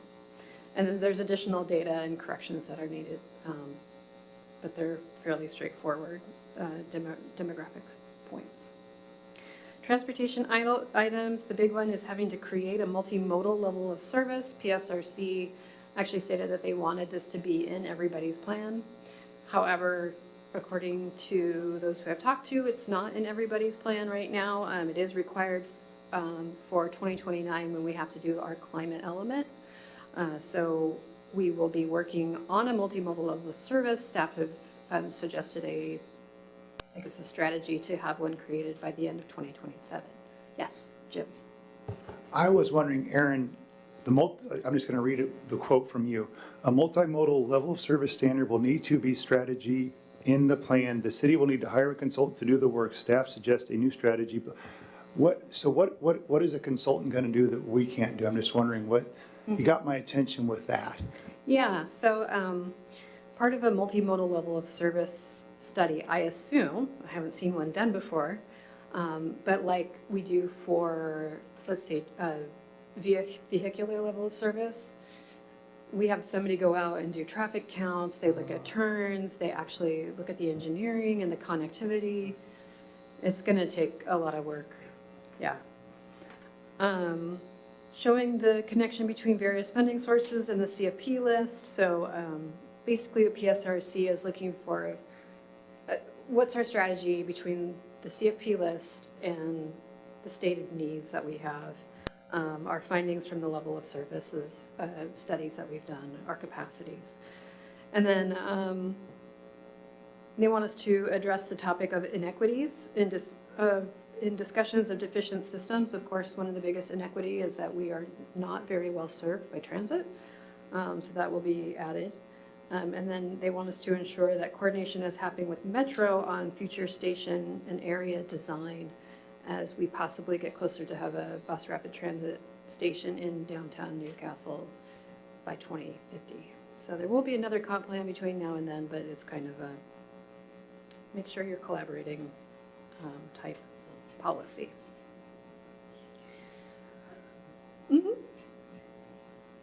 In terms of inequity, yeah. This is going to be obnoxious, so everybody brace yourselves. What was the average income of the people in the room tonight? It was, these were not lower impoverished people in this room tonight. These are people, I'm just wondering, how do we reach out to those people that, are probably at work right now, at Safeway or, driving an Uber or, they're at their second job right now. How are we as a city going to engage those folks in all the processes and be responsive? I understand the goal. I'm just wondering, how does that happen? Yeah. So, for example, when we were working on the middle housing grant, we worked with a group called Eastside for All, who have connections into different community business organizations. And so they actually help bridge the gap between cities and these community organizations. We don't have many in Newcastle, and that's also hard. So it has a lot to do with going where people are, and working with people who have done this kind of work before. So we may need some professional help. And there were a few unique items, and addressing interpretive signage for heritage sites for the tribe's history. The Duwamish tribe was here. We met with them at their longhouse as staff sometime during the summer. And it was really cool. And they also welcomed anybody from the city to go. So but one of the things they talked about was not only having points of interest for like our coal mining history, but also for the tribe's history and points of importance to them. So just like we have for the history through the I have a comment on one of the policies related to that. And do you want me to give that to you now or wait till after you're done with your presentation? I can bring you back to it. I just have 3 more items on here and we'll come back. Charging stations, not only for cars, but also for wheelchairs and electric bikes. I thought that was really interesting. I hadn't heard about that, especially electric bikes, I think I've heard of, but incorporating that with charging for electric wheelchairs, I thought that was very inclusive and well thought statement. And then including a policy on working towards annexation for 2050. I didn't realize that PSRC is really hoping that all the areas that are called PAAs or potential annexation areas will be annexed by 2050. There's a small area for Newcastle. I don't know if you're aware that there's Renton and Newcastle, but there's also a little strip that's King County still, south of 95th, and that's one of our potential annexation areas. So I think adding a map and just a statement that we will work with the county on that through 2050 would be fine. Yeah, and then increasing conversations around social justice in the developed world, such as like placement of civil services and amenities, making sure that you're not putting those in areas where people have less say. All right, comments, questions? Okay, so I've got a few more than just the Duwamish one, but on page 26 of your handout, the tribe asks to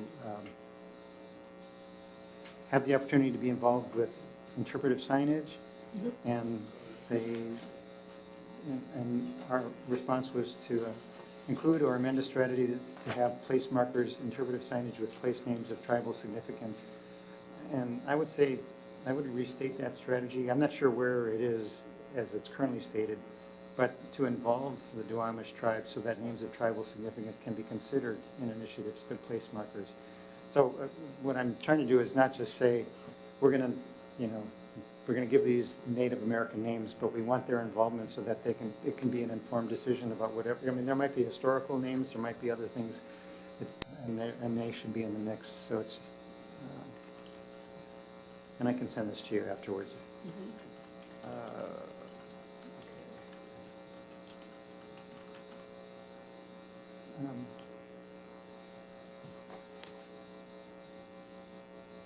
On page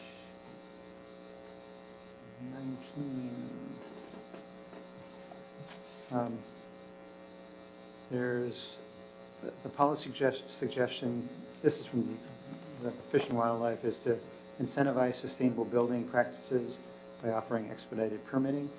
And in the staff ad, there's just a word missing. The staff says add to policies, but change it to the city should consider ways to sustainable building. So there's the word incentivize missing there. That's all that.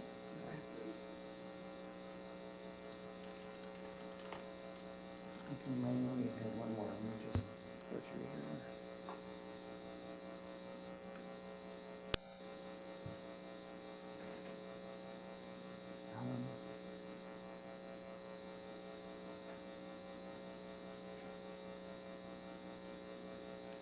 Well, there's a place, this is back in Duwamish, where this,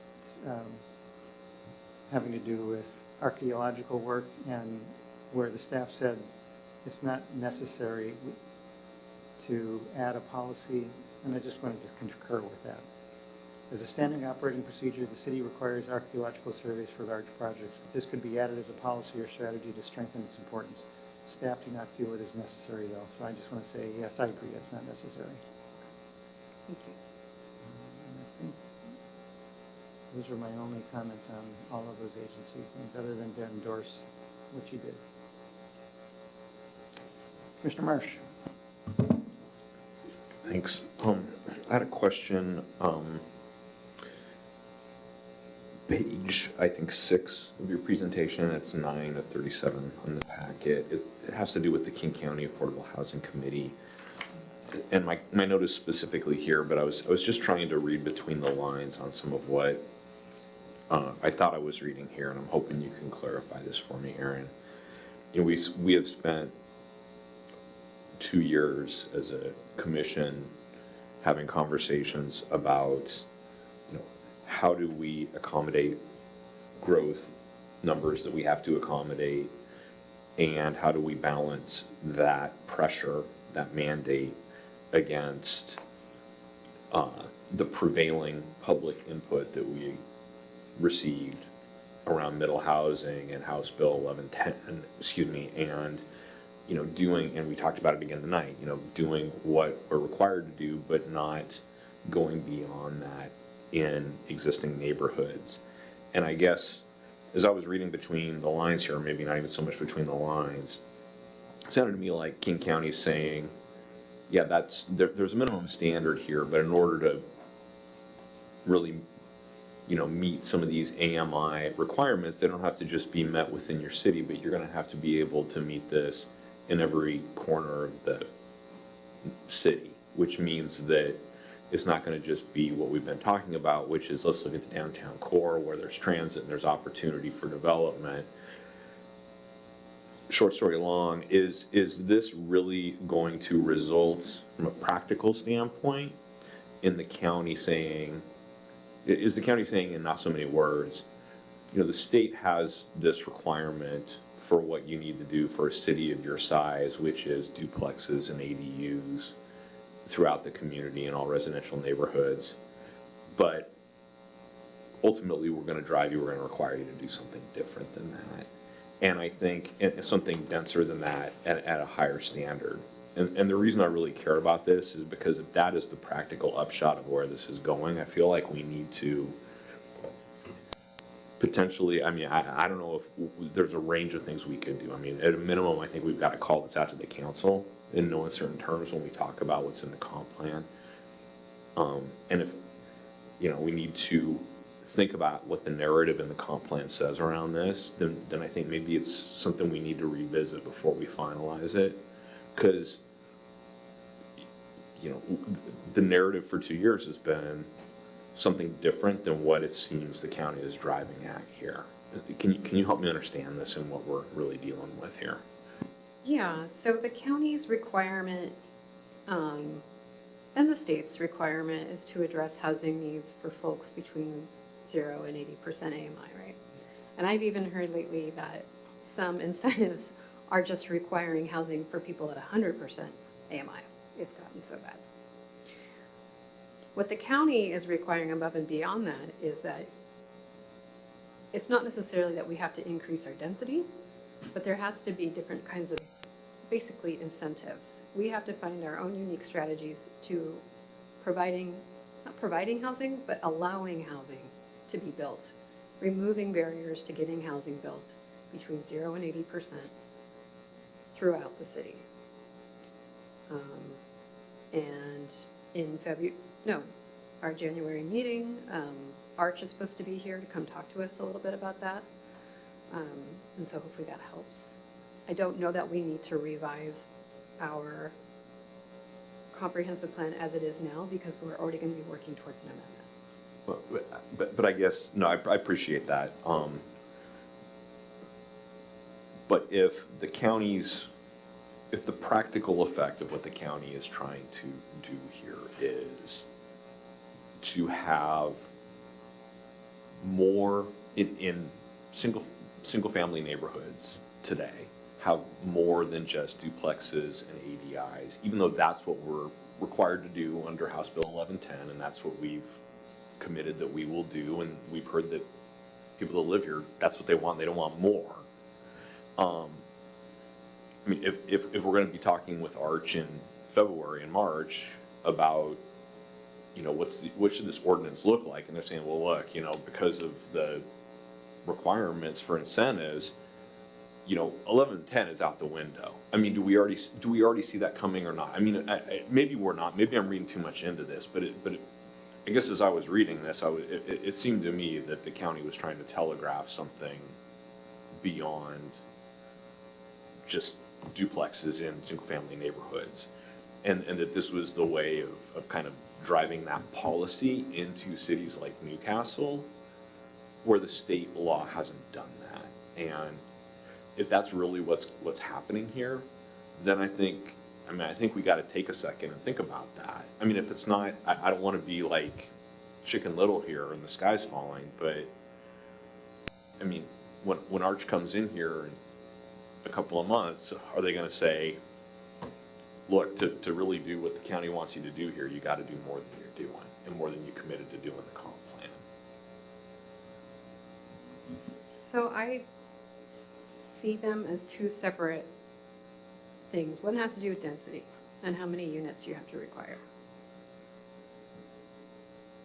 And the other one has to do with incentives.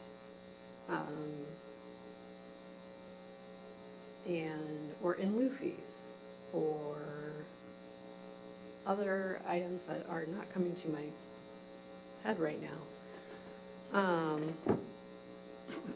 But even middle housing is not affordable, as they state here. But are the incentives to have more than the baseline that's in House Bill 1110 that we've adopted here? I mean, is that really where they're going with it? Is you need to have incentives that drive beyond that because of the reference to a broader variety of housing types in all parts of the city? It's not housing types, it's income levels. It's income levels, okay. So I would say. So not necessarily. It No. could be ADUs, for instance. Well, those are Deed controlled. deed controlled, smaller units. Right. Cottage housing developments. Sure, okay. Yeah, it's just having a toolkit. Okay, so you don't think we're headed, I was reading too much into that. I don't think we're required to allow more. Okay. But we're gonna have to work a little harder because we're in King County. Okay, thanks. But, yes, so I also want to follow on, because I'm also probably reading wrong. Is ARCH really, what's ARCH stand for? Affordable, I mean, kind of like for all income level housing? So you could look at Arch as kind of like a housing department that cities can tap into. So they do work on affordable housing. It stands for Regional Coalition for Housing. And so their focus, they have a trust fund, and that helps pay for affordable housing projects. Gives kind of grants to developers who are trying to make these projects work in different parts of the city, or the county. So I guess I'm kind of also was wondering, I was also thinking King County is going to ask us to do more than just the state required.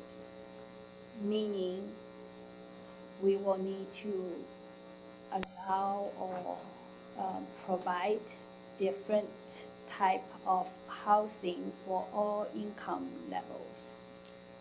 We need to have, so. Does that mean if I just spell out, say, they will require us across the city of Newcastle have housing available for all income levels, including low income, extreme low income, et cetera, et cetera? We don't have to provide it. It's removing the barriers to those and having different strategies. So it could be an in lieu fee. Developer who doesn't and we'll talk about in lieu fees with Arch. They just did a big study on them. If a developer decides to come in and not build a unit that is income restricted, it could be a single-family home or an ADU. If they decide then they would have to pay an in lieu fee, and that in lieu fee would likely go to Arch because that's where our current in lieu fees go to. That's one strategy to trying to get, so a developer could either build the affordable housing, or they could, or pay the fee. And we have other in lieu fees, or we also have density incentives right now. We have incentives that allow additional units if developer puts in affordable housing, but not very many of those have been done. You all ready to move on? We have one more agenda item and then we're done, and that's to go through the new policies and strategies. Okay, so Aaron's going to lead us through these.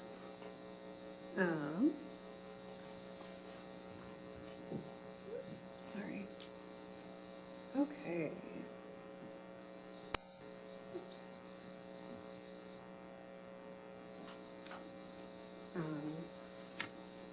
The city shall promote comprehensive displacement impact assessments for all major developments, implement a range of mitigation strategies to protect vulnerable communities and businesses. This specifically has to do with addressing displacement, which is a requirement in House Bill 1220, and therefore it was suggested. Are there any comments on this one?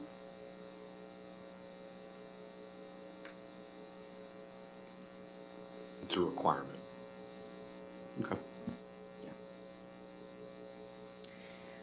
The city shall collaborate cross-sector and cross-jurisdictional to meet the housing needs of extremely low-income households and prevent homelessness through emergency shelters, transitional housing, and long-term housing solutions. So this relates to the requirement for emergency housing, which is now referred to as STEP housing. And I don't remember the acronym, but at this point, it's emergency temporary housing. And then collaborating cross-sector and cross-jurisdictional to meet the housing needs of extremely low incomes and prevent homelessness. So these are, again, strategies to meet House Bill 1220 and PSRC requirements.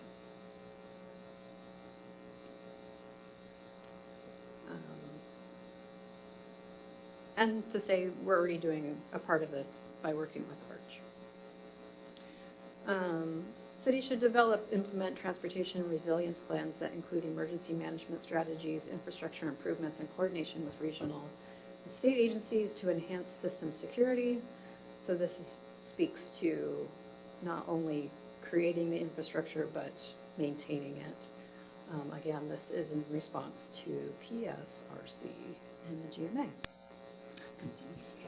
Yeah, could you hold on a second? Because the document that I was working from didn't go to that. Did I jump a bridge? I don't know. Yeah, P28 was the next one on my. Oops. Nice try, Fitzgibbons.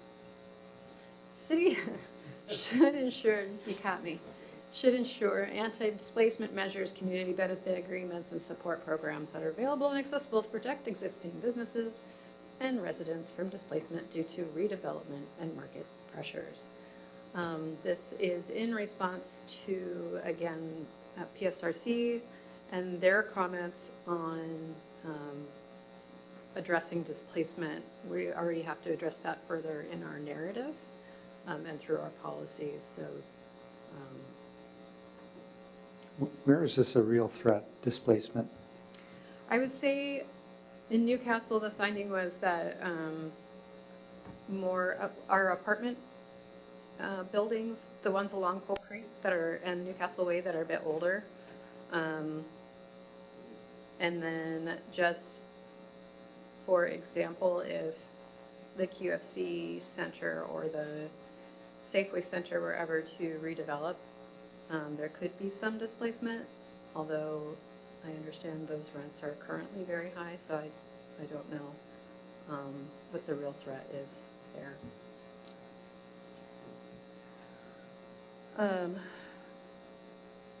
P96 was moved. Discuss formal partnerships. Nope, 95. Wow.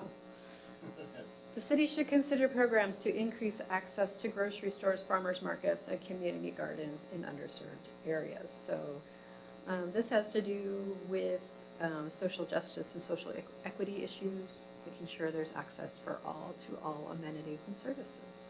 Do we have any underserved areas? You'd have to do a real study, but I would say the southern and southwestern portions of the city could be seen, possibly.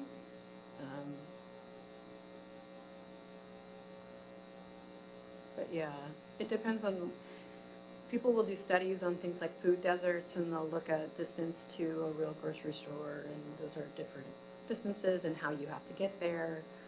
You can't afford a car, and you live in the southwestern portion of the city because your grandma bequeathed you a home.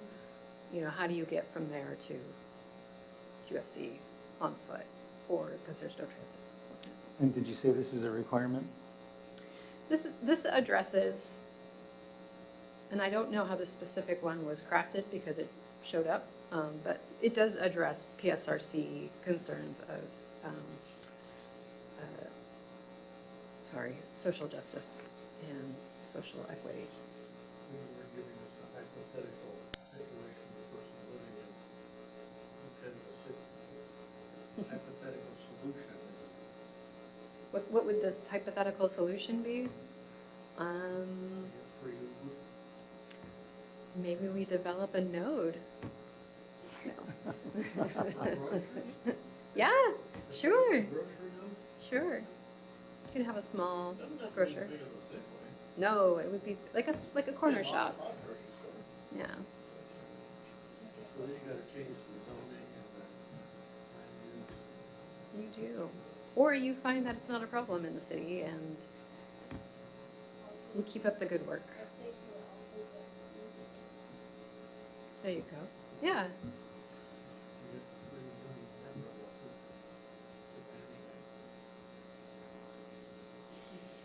Strategy 71 discusses formal partnerships. Yeah, I think there's several of these that are going to strike some members of our city council as thinking, what city are they thinking about? This is not Newcastle, this is, and that we just be going through the exercise of putting them in without any realistic expectation that there will be any action because the need is so remote. Yeah. So I'd like to be able to tell them that this is there because we're required. Or to meet a policy under, Vision 2050. P96 was moved to program 91. Formal partnerships on transportation, land use planning. I have a feeling, if I remember correctly, this is the one that deals with working with different transportation providers like Metro. P99, the city should develop and implement transportation resilience plans that include emergency management strategies, infrastructure improvements, coordination with regional and state agencies to enhance system security. Again, that has to do with having concurrency, and maintaining what you build. I think all of these also not only address PSRC, but do address some of the concerns that we heard from community members tonight, such as infrastructure improvements, emergency management strategies, as we've recently gone through all these windstorms and had power outages. I think those are all good things to have. Yeah, that's, I was actually thinking, do we actually have a policy related to disaster preparedness in term, it will need to be more than just transportation resilience plan, right? It's, I mean, we just had the outage. We actually have lost the power. I mean, my neighborhood lost power this morning again. And also there's water shut off because the new house, when they were doing the hookup, somehow they need to do an emergency thing. I'm just thinking this, I don't recall we, like in our capital plan or somewhere has that kind of, I know it is, you know, utility company, but it is the city also has a disaster preparedness plan. We do not have one that has been adopted. Currently, we would use King County's is how we would go about it. But I don't know if we have another one on disaster preparedness more generally. I will look for that. I have a question, and I don't know where it fits, Uh-huh. but maybe here. Golf Course Road, AKA Lakemont Boulevard, until we hit the city limits. I understand that we had a traffic fatality from a falling tree out there not so long ago. I know, being a retired forester, a couple years ago, as I drive that a lot going to church, there was a big Doug fir snag that the bark's sloughing off. It's a dead thing, and it's gonna come down. It's just a question of when. And I contacted actually someone at the desk here, and my neighbor, who at the time was working for PSE, thinking that they might, well, I don't remember who, but not so long ago, a year, maybe a year and a half ago, somebody closed it off and they took that snag down. But there are many of those big maple, overhanging maple branches and many other trees along the road out there that are actually hazards. And is that something that falls on our public works plan to maintain those, or is it a disaster kind of a situation? Or, I mean, how does that happen? Especially if we're generating fatalities. Right. So, if they are directly overhanging, the crews do try to get out there and,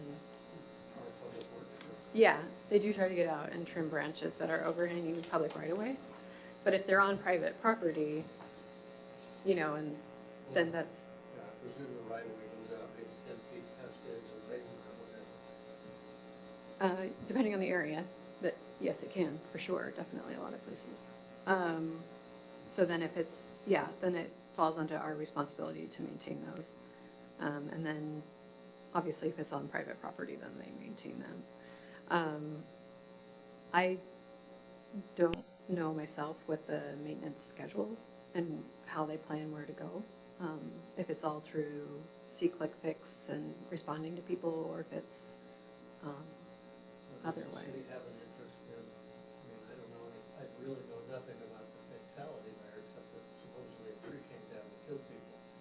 And was that from private property or city property? I mean, you know, any of the lawsuits.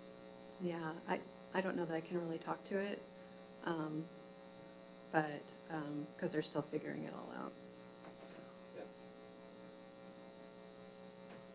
Just wondering if that was in our plans. I mean, trees in the public right of way, yes. Do. This plan, I think that's the standard operating procedure, but I can ask Jeff.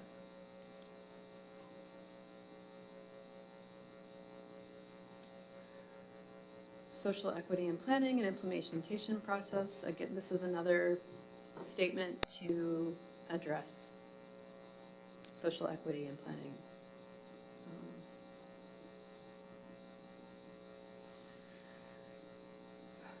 Cities should encourage and develop initiatives to protect and restore natural resource with a focus on carbon sequestration and storage.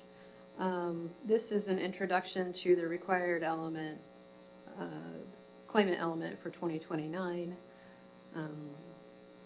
There's already been a comment from, I think it's PSRC, wanting a little bit more about the climate element in the narrative. So, but this just shows PSRC and the state that we acknowledge that this is coming.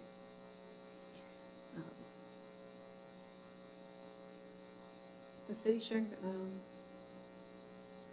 should develop initiatives to strengthen industry clusters that are critical to regional economy strategy and export services.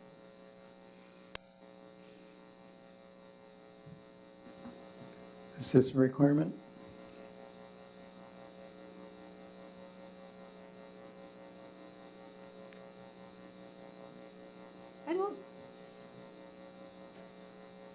So a lot about PSRC's plan had to do with sort of these regional centers, but Newcastle is not one. So I don't know that this is a requirement.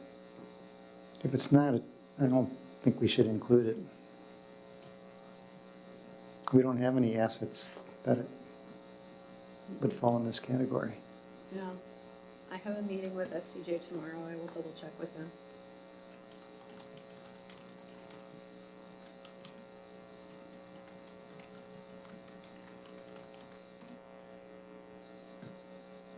Cities shall implement strategies to identify, support, target economic assets unique to the region, such as airports, seaports, research institutes, and promote economic growth and resilience. Again, this is part of, I think this is in response to PSRC's growth strategies. Meaning we have to have it in there? I don't know, it doesn't seem very applicable to us.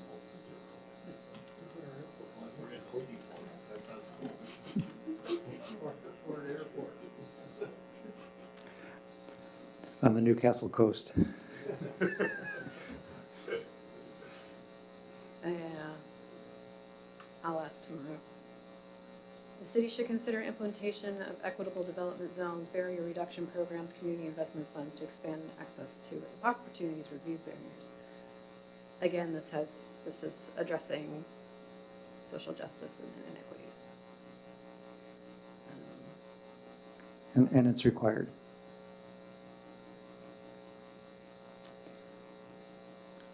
In the sense that we're responding to direction from the county. Yeah, PSRC. Yeah. Cities shall encourage and support businesses to adopt practices that are environmentally and socially responsible. I don't know where that comes from unless it responds to climate action.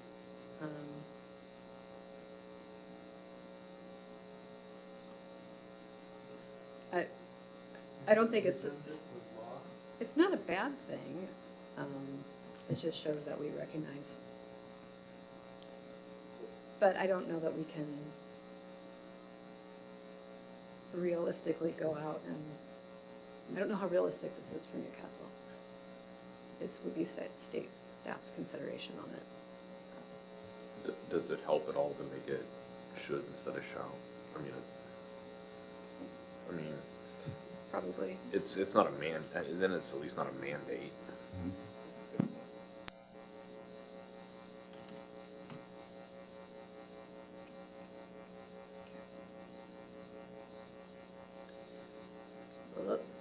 Do you think any of these are policies that the consultants put in just because they thought it was a good idea? I think they were using what they knew had responded, or PSRC had responded well to, and what they thought was in response to PSRC's requirements, is how I read most of these.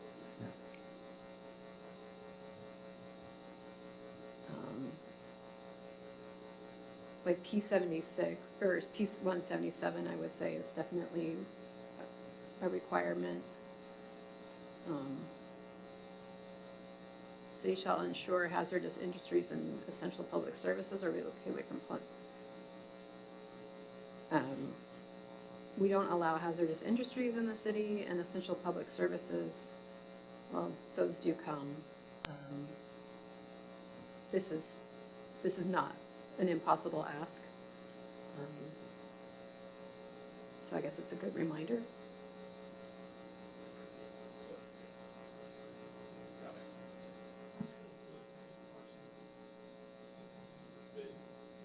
Mike?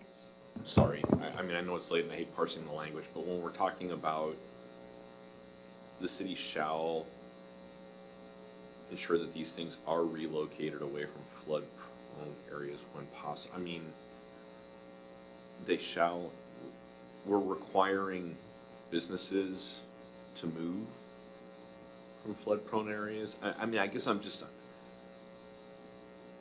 I think we should change it to located instead of relocated. yeah, I guess. Well, I guess I'm wondering, if public services are in a flood area, then, I mean, are we required then to move something?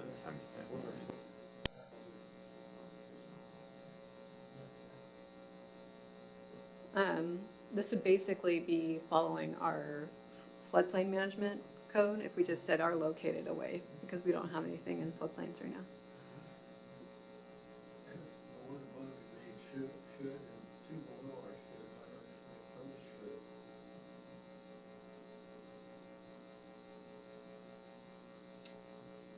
Well, I think P 178 has more of an impact on, a potential impact on the environment. Plus, if we follow our mandates from FEMA on the floodplain, then people can keep their insurance, so that's a good thing.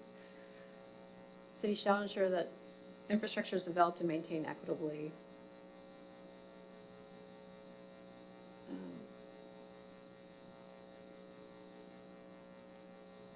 That's a regional point of importance, but I will go with the commission on that.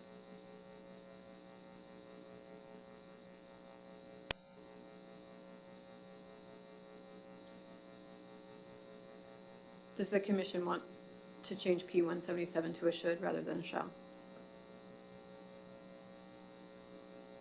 Okay. P 183, the city should ensure consistency in capital facility levels of service standards between Newcastle's planning area.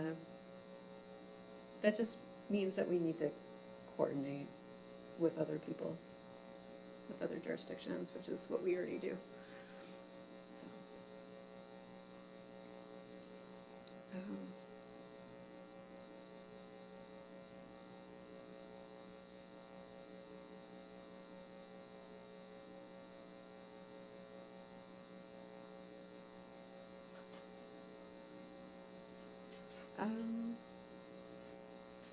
Here's one.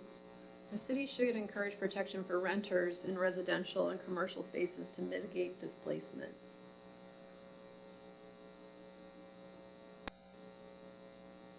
So this would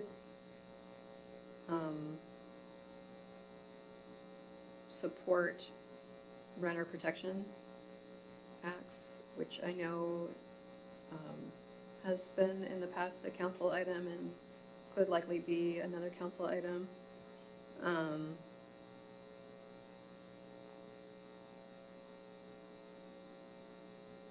I just want to make sure that none of the planning commissioners have a strong feeling about renter protection acts. Nope. I do, but it's more from an industry perspective. I mean, but I guess I'm wondering, this is, again, stated as a mandate, and, you know. This one's a should, not a shall. Oh, it's a should. Oh, I'm sorry. Never mind. It's late. We've been doing this for hours. Yeah. I mean, I guess I would just ask is, if this were not in here, would it preclude the city from, or the city council from looking at, No, I mean, it considering could be doing this made. anyway? Oh, I'm sorry, what? No, go ahead. I was gonna say, it could be made more neutral by saying should consider, instead of it should encourage, if we don't want to take a stance on this one way or the other at this point. I mean, honestly, from it's pro-housing, but it could be construed as anti-business or anti-economic development. So, for what it's worth. Right.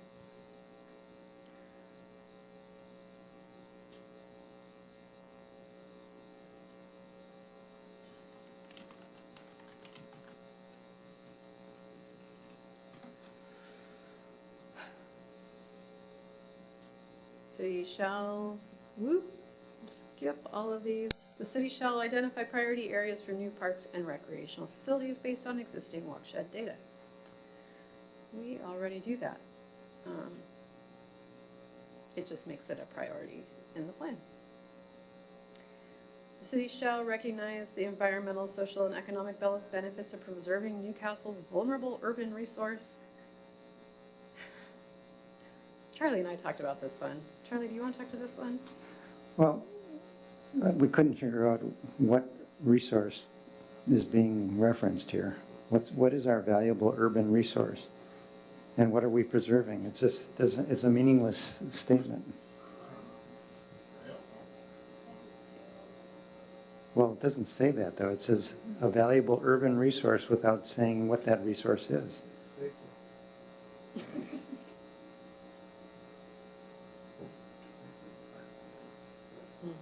Did this come from SCJ? Yes. I believe so.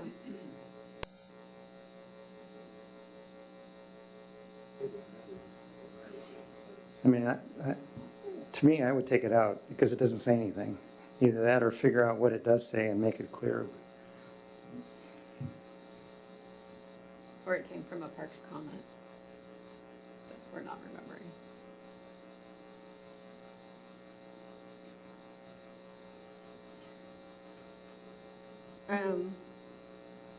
Urban tree planting and canopy decisions. This is important for the climate element. We're really being pushed to consider urban tree canopy. So that is why it is here. City shall increase the number of dwelling. Okay, so this is the one we were talking about earlier. Save some of the best ones for last. Shall increase the number of dwelling units being within half a mile of a public park. Staff do not recall having this discussion previously, and it does seem like this would be a big zoning decision, and we should postpone it. But I think, Charlie, you have your mic. Yeah, I think we agreed earlier we were going to take it out. Yeah. Happy Joy. Strike. Okay.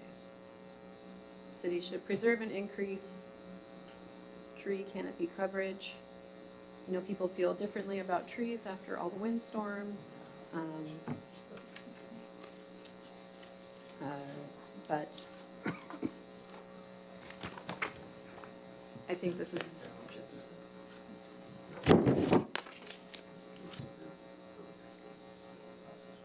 Is there anything in here that you would like me to talk to the consultants about removing?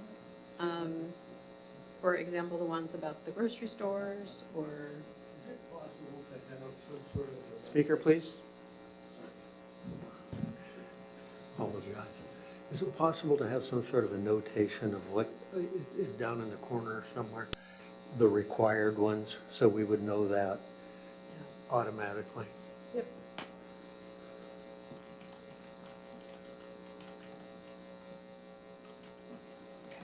I would say yes, let's ask the consultants about the one that you mentioned.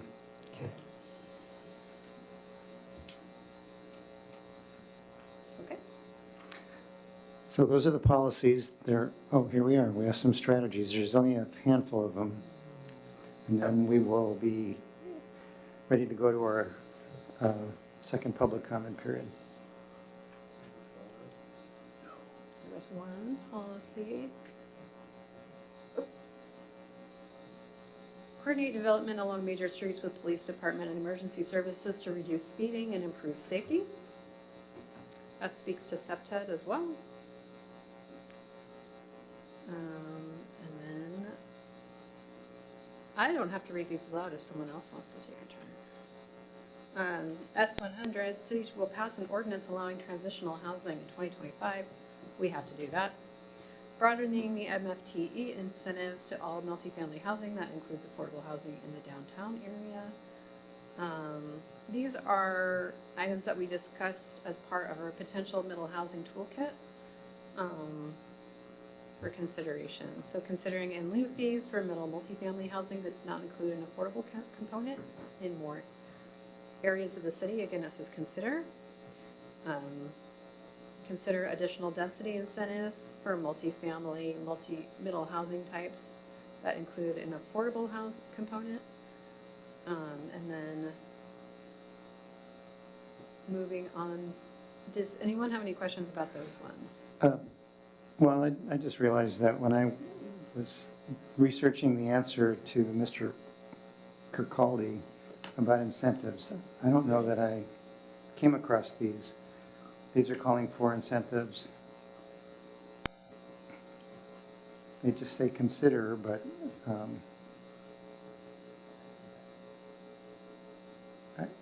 But this would be a mandate from the county and PSRC. are they mandates? We do have to, according to the county, we do have to consider ways to increase affordable housing throughout the city.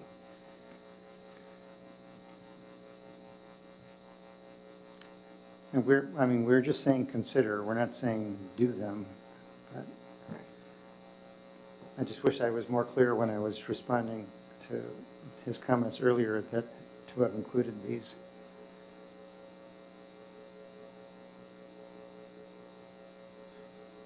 There will be other strategies that we consider as well. These could be consolidated. They could be consolidated. And provided as examples under a such as statement. Like, consider affordable housing techniques throughout the city, including in lieu fees, density incentives, and MFTE incentives.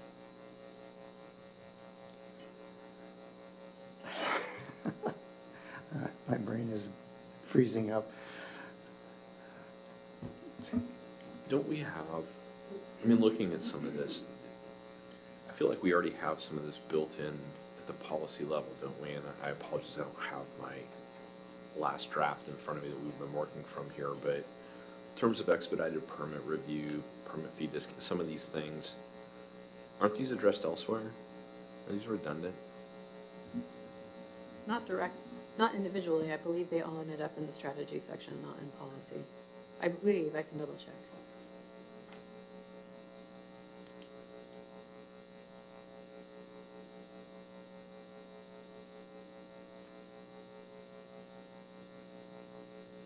Let's park here for a second. I just want to make sure that everything we're doing is transparent with our response to the public comments, particularly Mr. Kirkcaldy.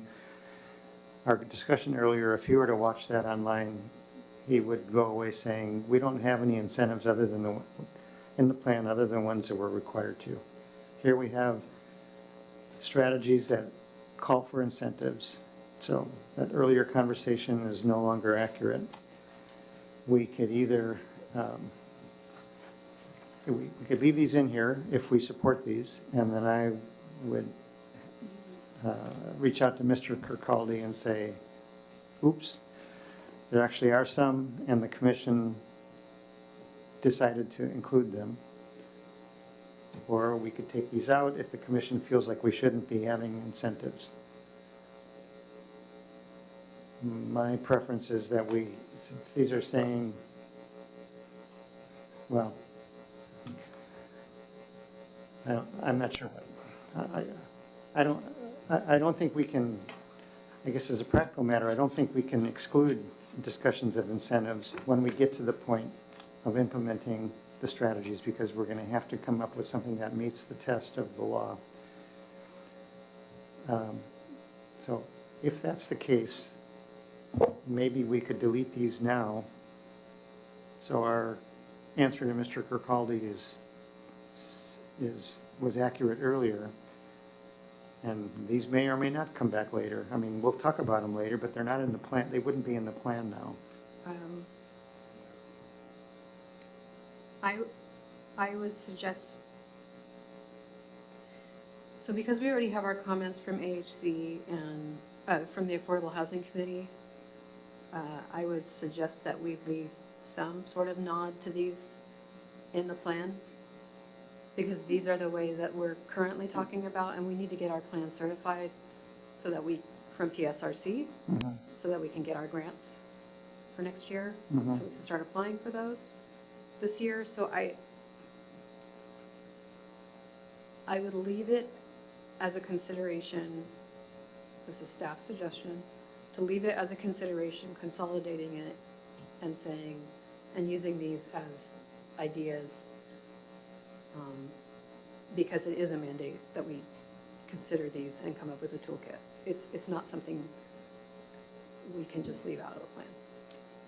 I would ask them if they're comfortable with us leaving them in the plan now, so I can tell Mr. Kirkcaldy that later on we came across these and we decided that we would keep them in because we knew that we would be called upon to be considering these by the requirements of the PSRC.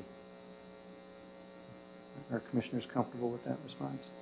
So those items listed here, I will say those are the things I will consider we are doing more than what we ask for. We have to do what? Doing more than we were asked? Yeah, if we list all those things, we are doing more than what we ask for. Correct? We are not required to do all the things listed here. Those are just a part of the toolkit, right? So if we listed all those things, we are doing more than what the law required for. And we kept telling our residents, we will only do minimum, but not doing. I just feel like leave all this here, it will be contradicted to what we are telling them. Well, I think what we have told residents is that we are only going to do the minimum when it comes to the types of housing in single-family neighborhoods. In other words, we're not going to do more than duplexes and the duplexes basically, because the other things that are already allowed. I don't think we have made any assurances other than what we made tonight in responding to Mr. Kirkcaldy's comments about density incentives.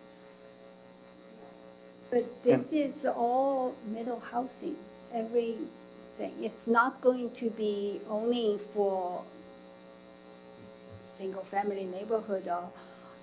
I'm just saying, if we put all this in our plan, this is quite an inclusive list.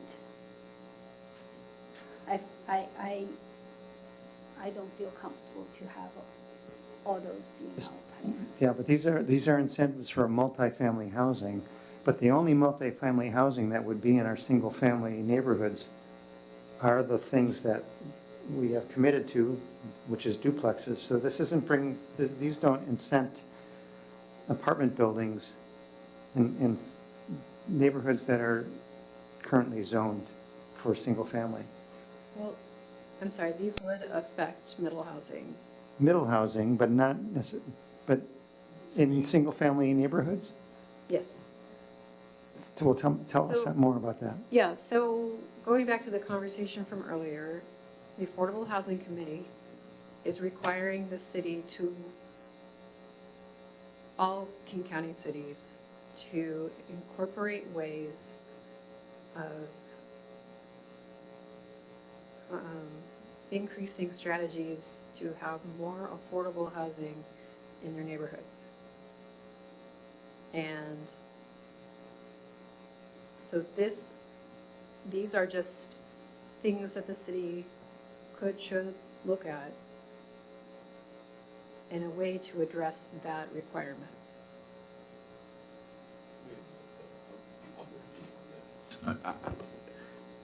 Considering incentives for middle housing in neighborhoods, that doesn't necessarily mean that we're changing the zoning or we're increasing the allowable density beyond what's in 1110. That's correct. All this is doing is saying, creating incentives so that if you do this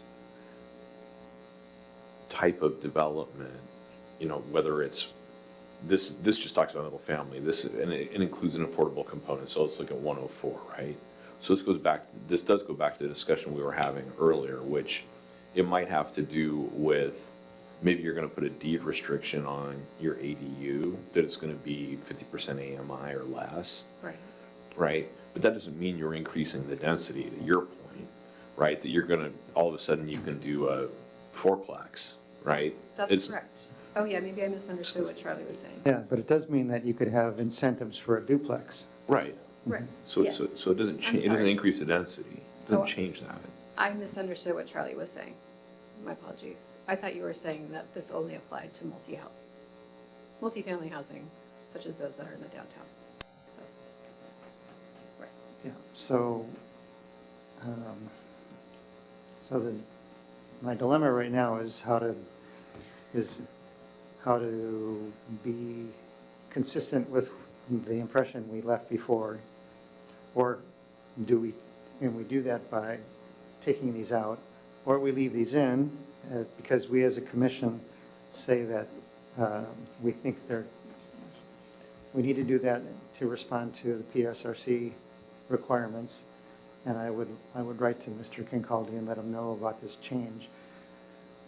Commissioner Lowe is uncomfortable with these incentives, if I understood her right, because they go beyond what she thinks that we have committed to. But I don't think they go beyond what we have committed to, other than the commitment we made, or not the commitment, the representation we made to Mr. Kincaldi earlier, that the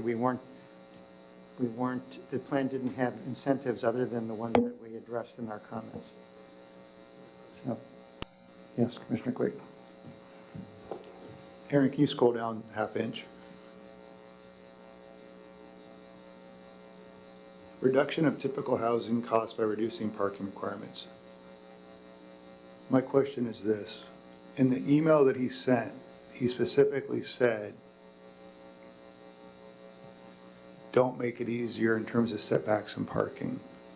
So this, I understand generally where we're going with this, like, hey, are we really saying the right thing? Are we getting, are we going backwards? Are we going back what we said?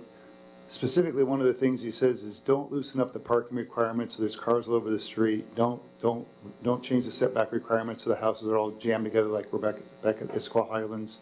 So like 109 is one that it catches my attention because it specifically says what he says, please don't do, which is to reduce the parking requirements.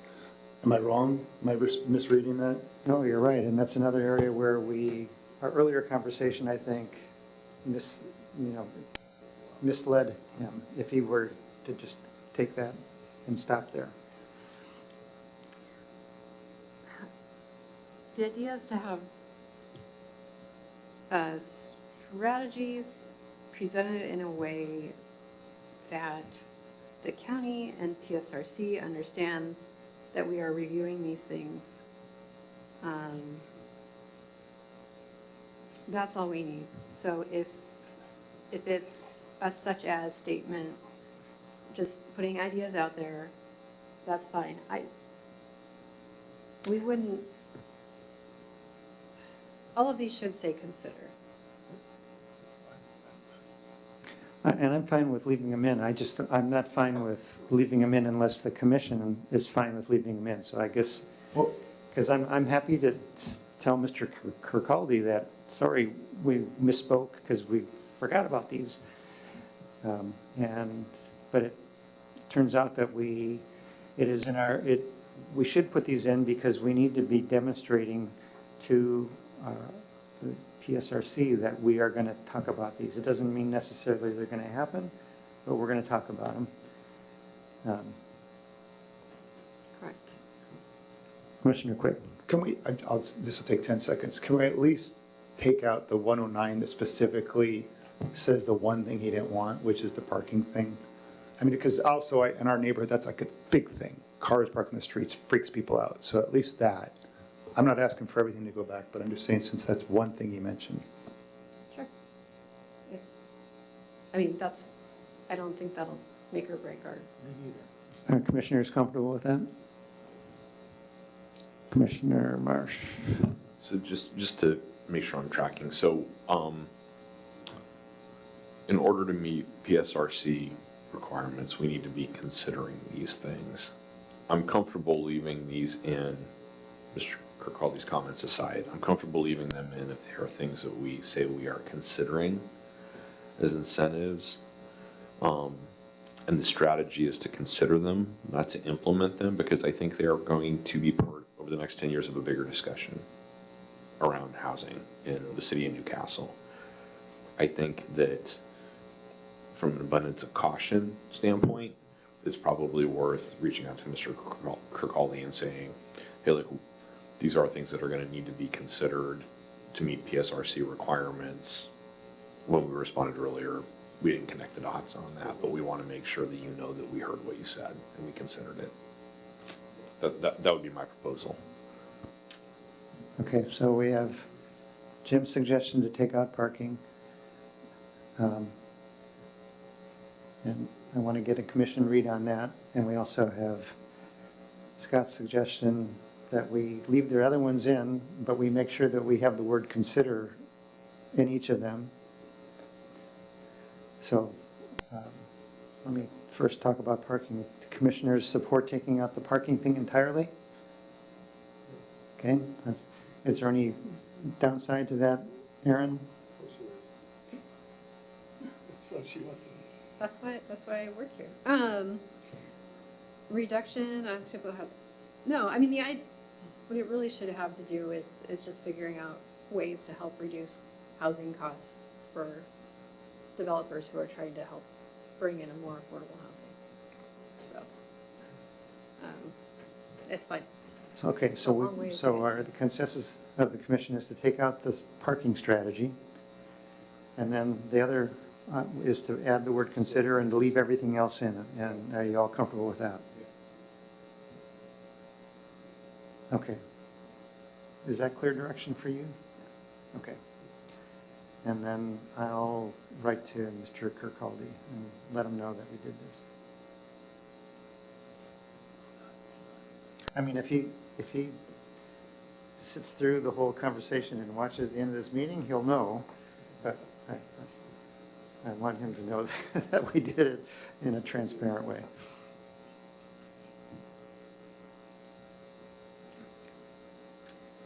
And the last one we've talked about.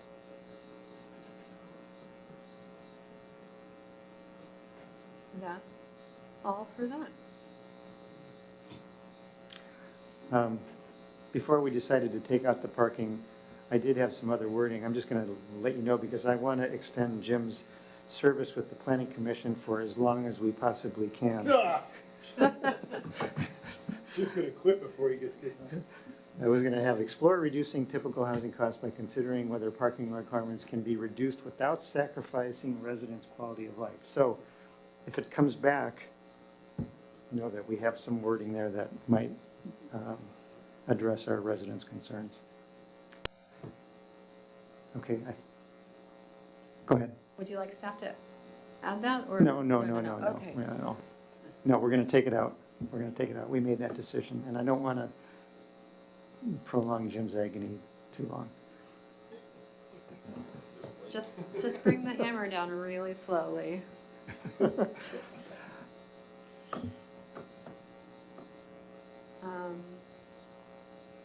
So I think that covers all of our agenda items. It doesn't cover all of our agenda items, but we have additional public comment before we go to the Planning Commission. I think we may have some people who are waiting for another comment. Yes.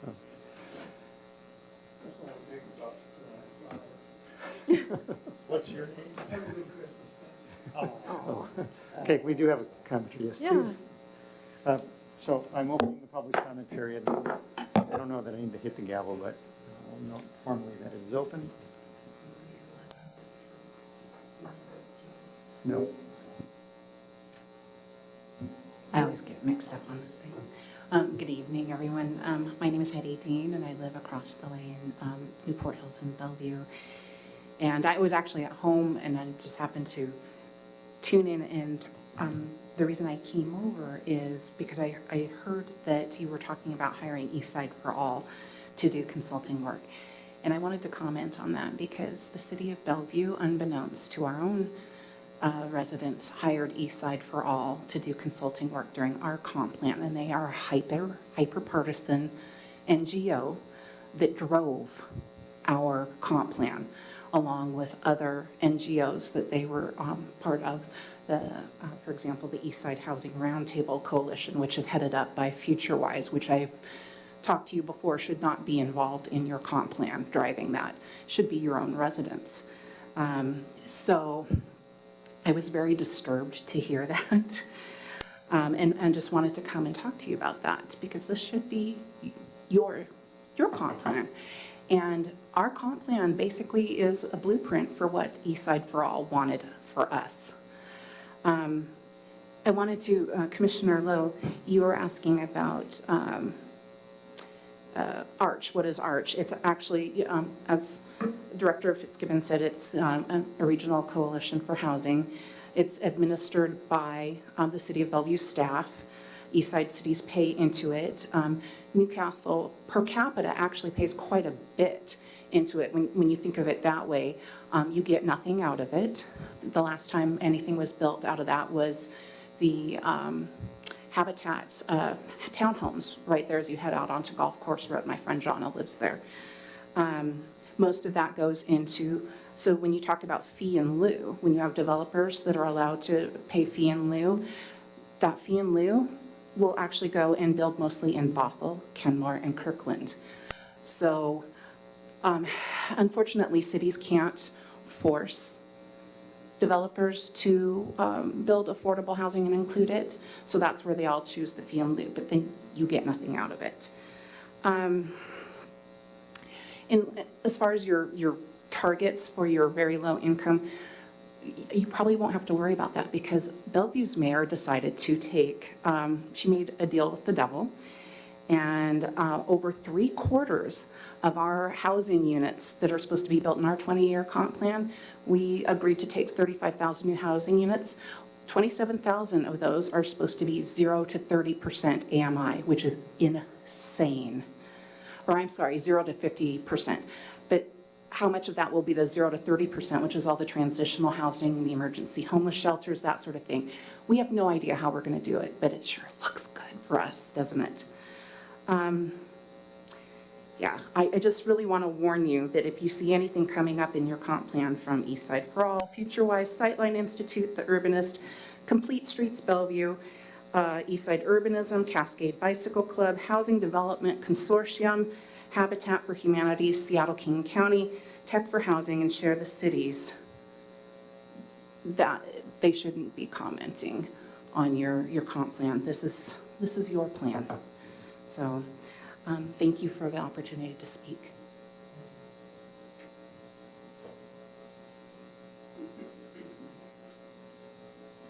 Would anyone else like to comment? Okay, we'll close the public comment period and move to the planning calendar. Okay. So our January meeting will have a comp plan, what we're calling reception. We'll have the boards up.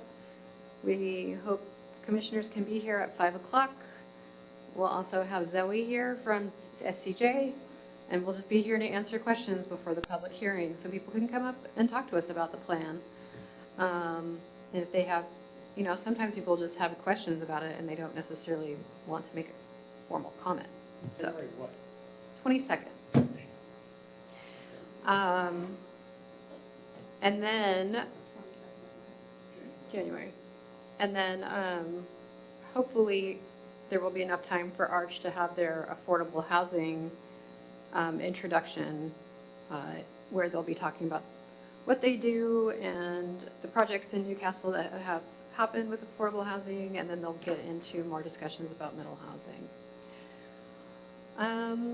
And then in February, you don't have to listen to me. Tyler Coyle is going to be leading the discussion on middle housing design, so that will be, that'll be great.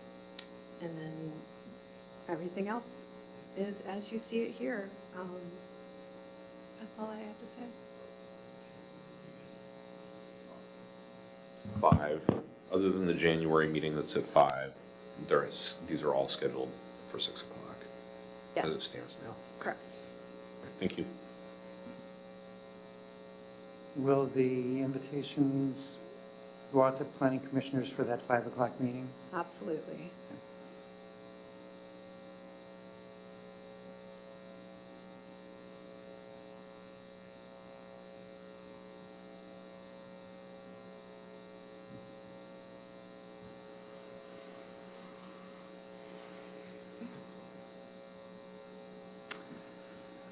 our work is done for the evening. So, sorry. I spoke too soon.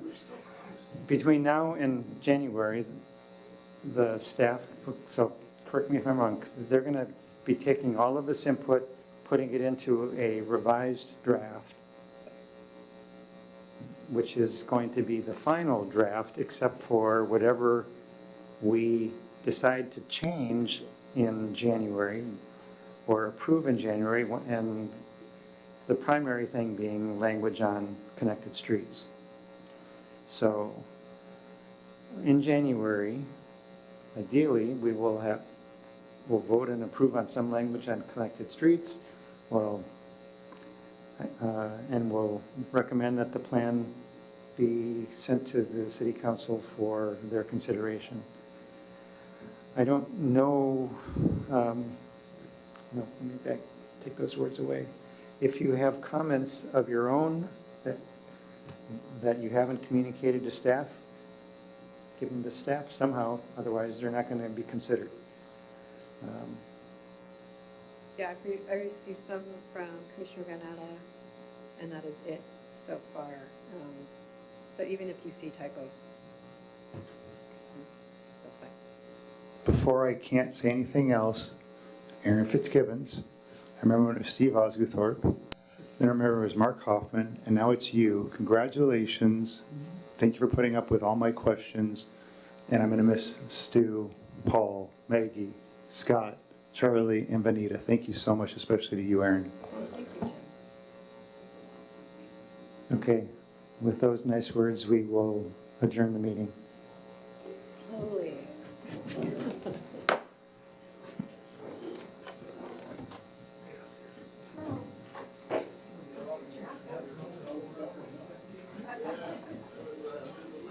We'll be in touch.